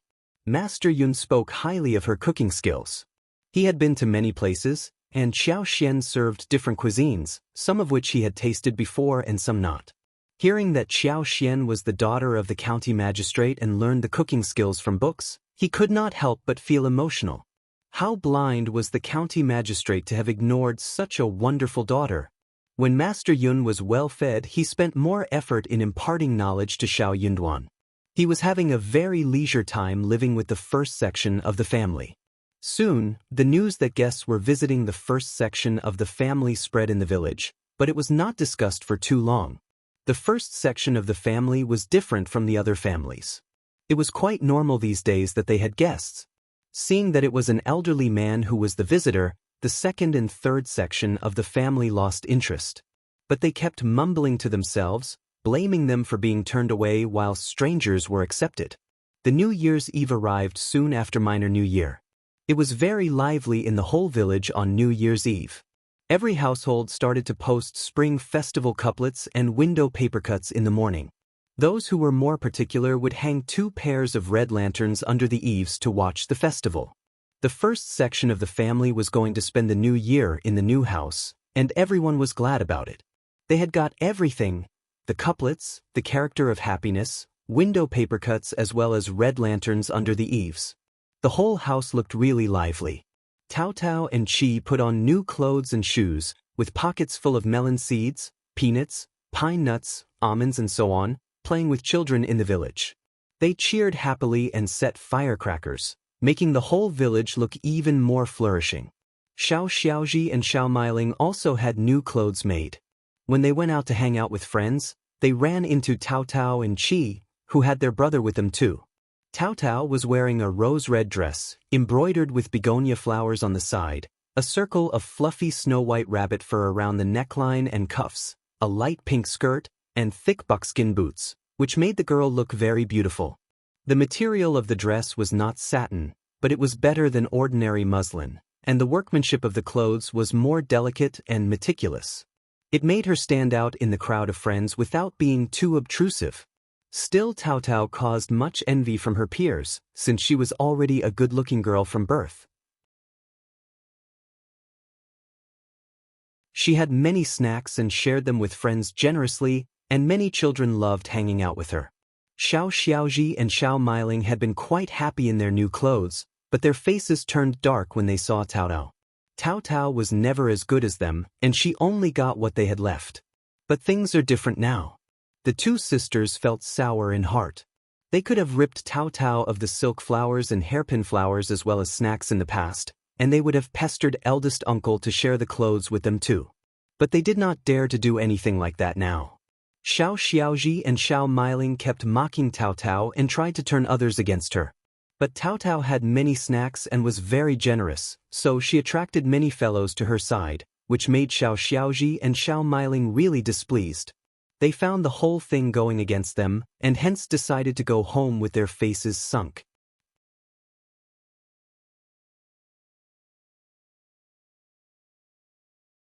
Chapter 478.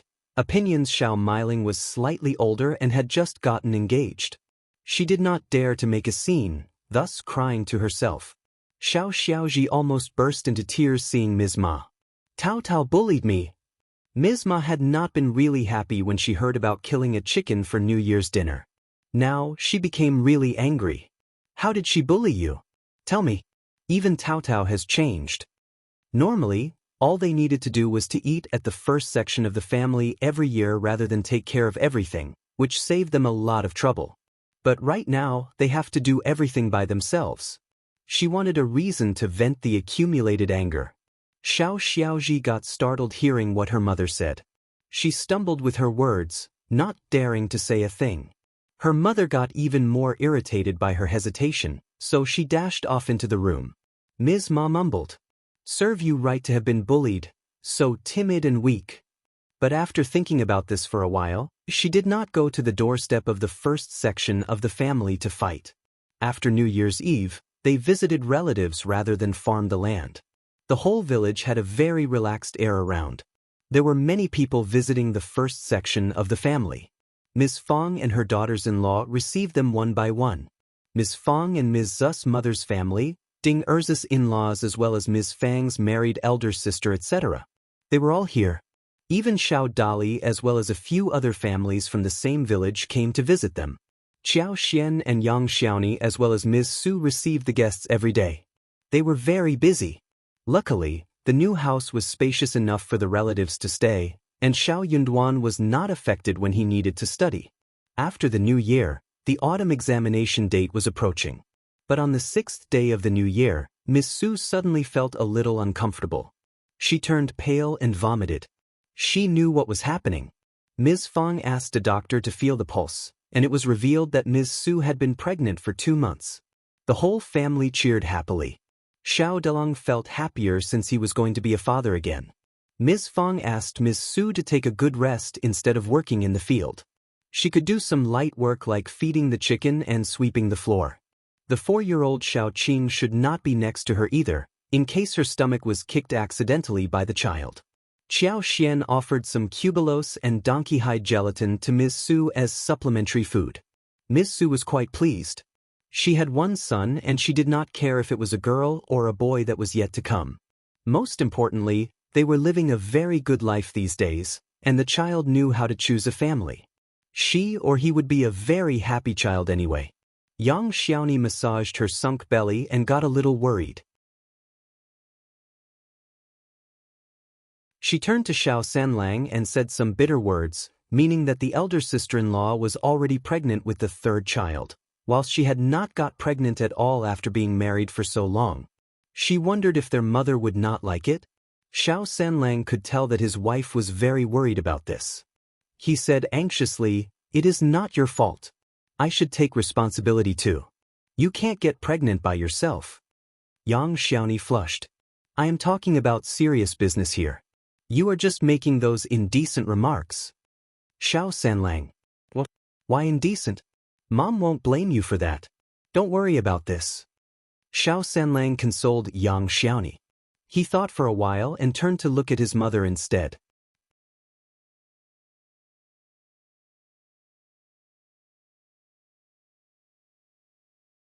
Chapter 479.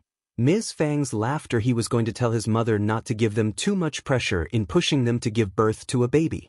Ms. Fang almost laughed. She poked him straight on the forehead. "I don't intend to put you under any pressure, okay?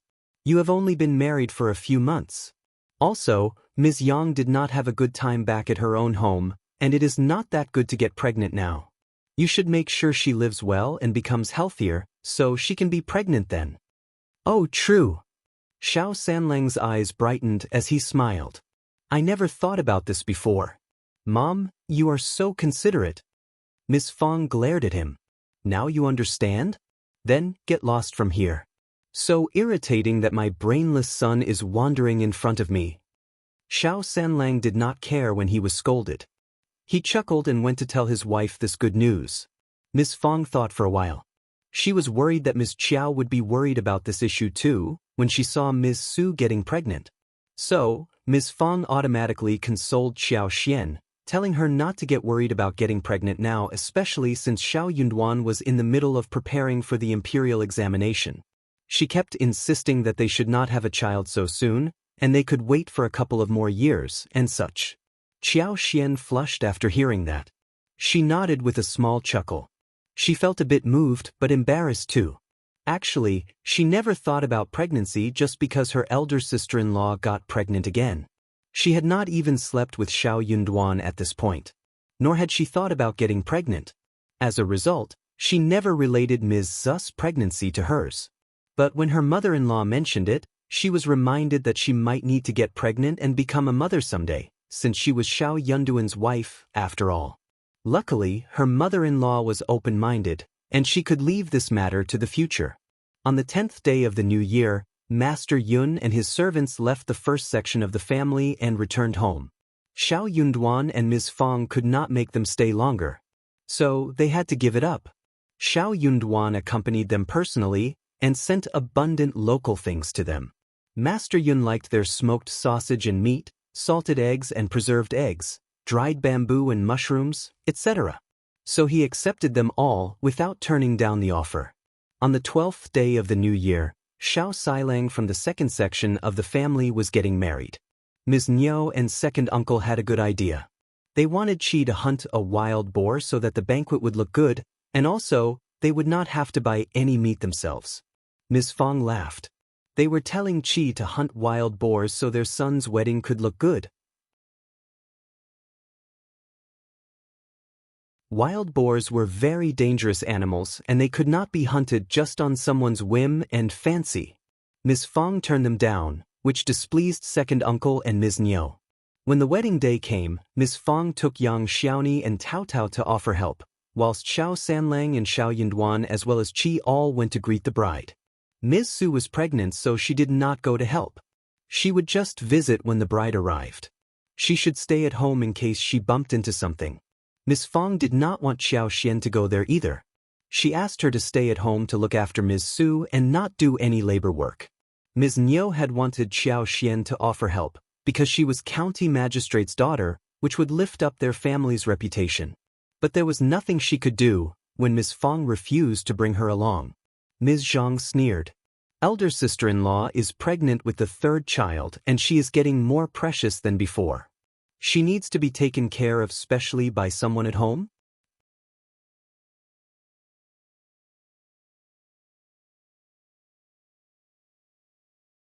Chapter 480. Annoyance. Ms. Fang snorted. True. We are living a different life now, and of course she is more precious than before. We are going to get compensation for what we lost in the past. Ms. Zhang choked on her words and veins popped up on her forehead. What they had lost in the past. Yeah, the first section of the family was bullied by the second and third section of the family in the past, and they never had a relaxed time. So, of course they were not considered precious in the past. Unconvinced, she pretended to smile calmly. Tao Tao is enough to take care of her elder sister-in-law, right? Why fifth sister-in-law? I am afraid that you are favoring her more. You don't want her to get tired. Ms. Fang never liked Ms. Zhang. When she was turned down after she tried to borrow money from her, she had never acted normally whenever they ran into each other. Ms. Zhang always picked the worst words to speak. Ms. Fang had never wanted to pick on someone junior in the family, but this junior kept offending her, and she was really starting to get irritated. Also, Ms. Fang was not a good-tempered person to begin with. So she snapped. True. Of course I have a preference, and it is up to me, the mother-in-law. Anyone dares to counter my preference?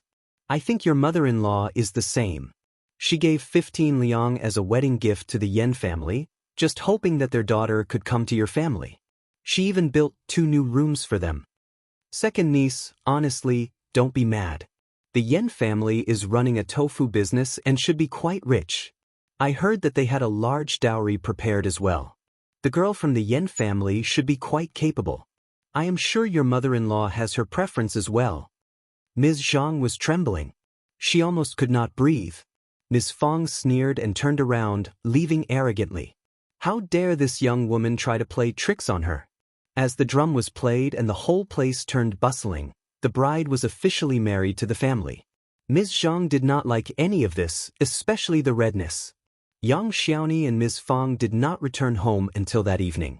Qiao Xian and Tao Tao boiled some water at home, so the hall room was filled with a warm coal basin. They even had some water prepared. They regained energy after drinking the hot tea, warmed up in front of the fire and finally relaxed. The wedding was not as good as that of the first section of the family, and those who were there to help had no time to eat anything during the wedding. They were only allowed to eat the leftovers after the banquet was over. But there were no leftovers remaining as well. The leftovers were all taken away by Ms. Niu, so Ms. Fang had almost no meat to eat. Anyways, they had been so well fed during the Chinese New Year, so she desired something light. Hence, she ignored the cheap behavior of the second section of the family. Early next morning, the newly wedded Ms. Yen, together with Xiao Sailang, came over with Ms. Niu to greet the first section of the family.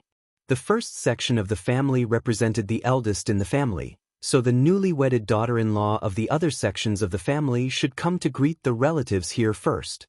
Qiao Xian could not help but size up Ms. Yen secretly. Ms. Yen had a very ordinary look, with many freckles on her nose. She was medium-sized, neither chubby nor skinny.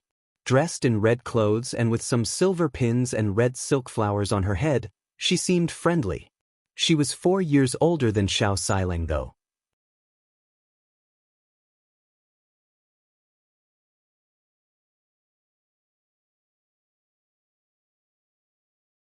Chapter 481.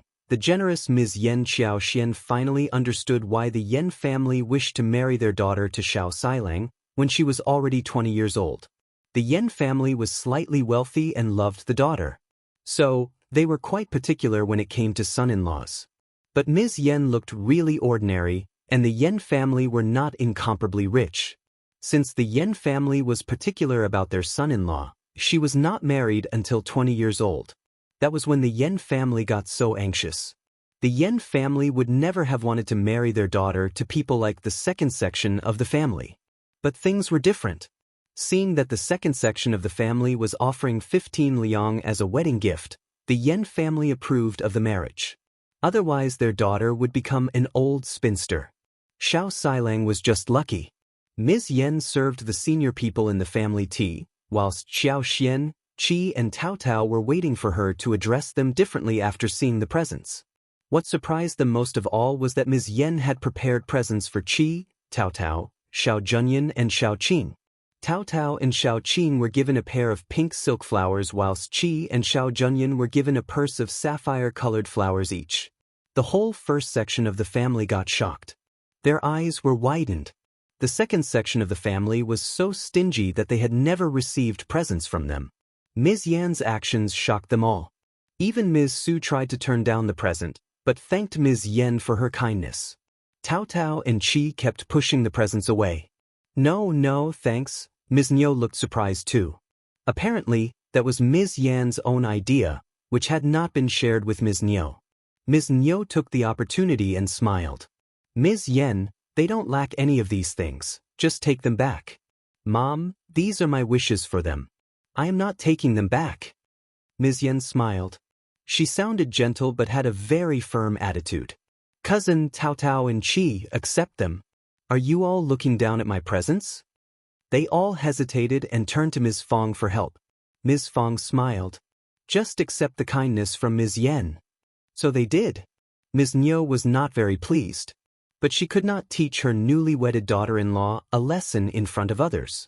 So she had to drop it. After they left, Qi and Ms. Su opened the purses and found that there were 8 pennies inside each of them.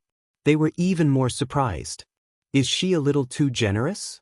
Although the first section of the family did not think that 8 pennies was a lot, yet for villagers, that was already a huge amount. Ms. Fang smiled. Just accept it. Ms. Yen seems nice. Ms. Yen must have heard of the relationship between the 3 sections of the family, but she still did so. It also seemed that Ms. Niu had no idea about this. Apparently, Ms. Yen had the intention of befriending the first section of the family. Ms. Fang did not think that it was something bad. As long as Ms. Yen did not do anything against them. If she did, she would teach her a lesson too. Honestly, if Ms. Yen dared to be calculative towards the first section of the family, she would end up in a bad situation. Back home, Ms. Niu wasn't that pleased. But she still avoided Ms. Zhang and said to the newlyweds, Ms. Yen, why did you offer them so many presents? Such a waste.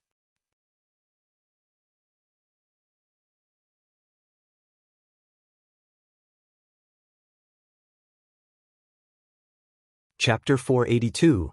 Disrespect. Ms. Yen smiled. Mom, they are our relatives, the eldest uncle's family. It is always better to have a good relationship than hold a grudge, right? That wasn't too much for me. Also, Silang approved of it too. Ms. Yen did not tell Ms. Niu about this, but she discussed it with her husband. Xiao Silang had not wanted to do so. But Ms. Yen intentionally whispered something sweet and warm to Xiao Silang, who turned totally dumb and nodded in the end. Ms. Niu glared at Xiao Silang, while her anger towards Ms. Yen disappeared. Well? Xiao Siling scratched his head.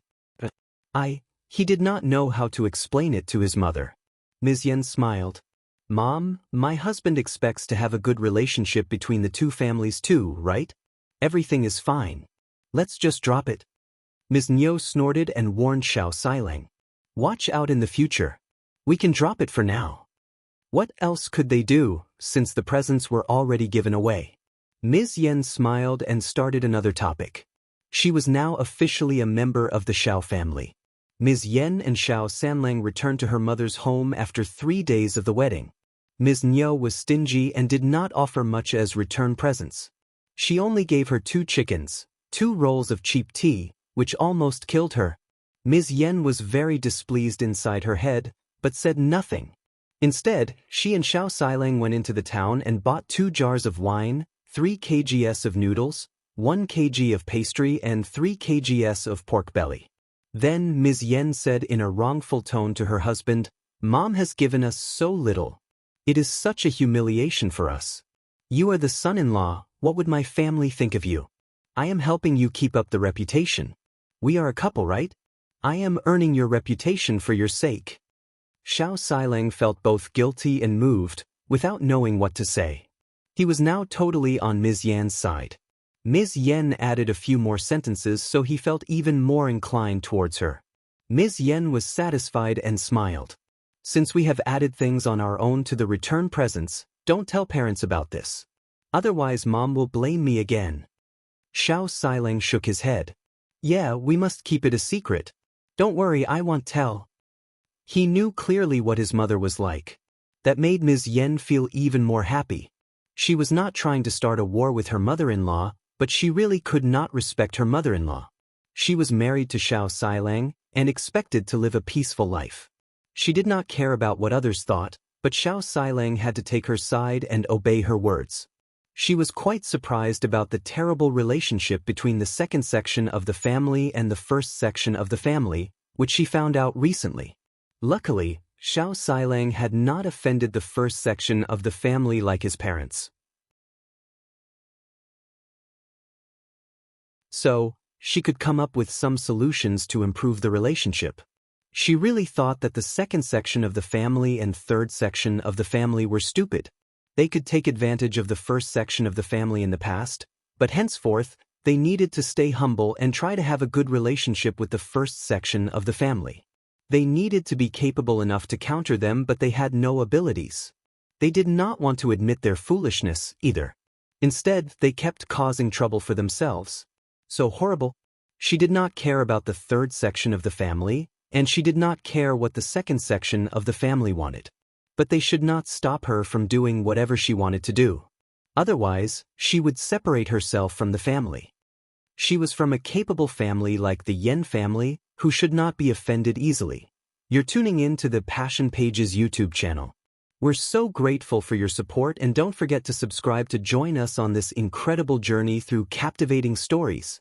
Your generosity through donations truly makes a world of difference, as it's the primary source of revenue that allows me to expand and enhance this channel for you.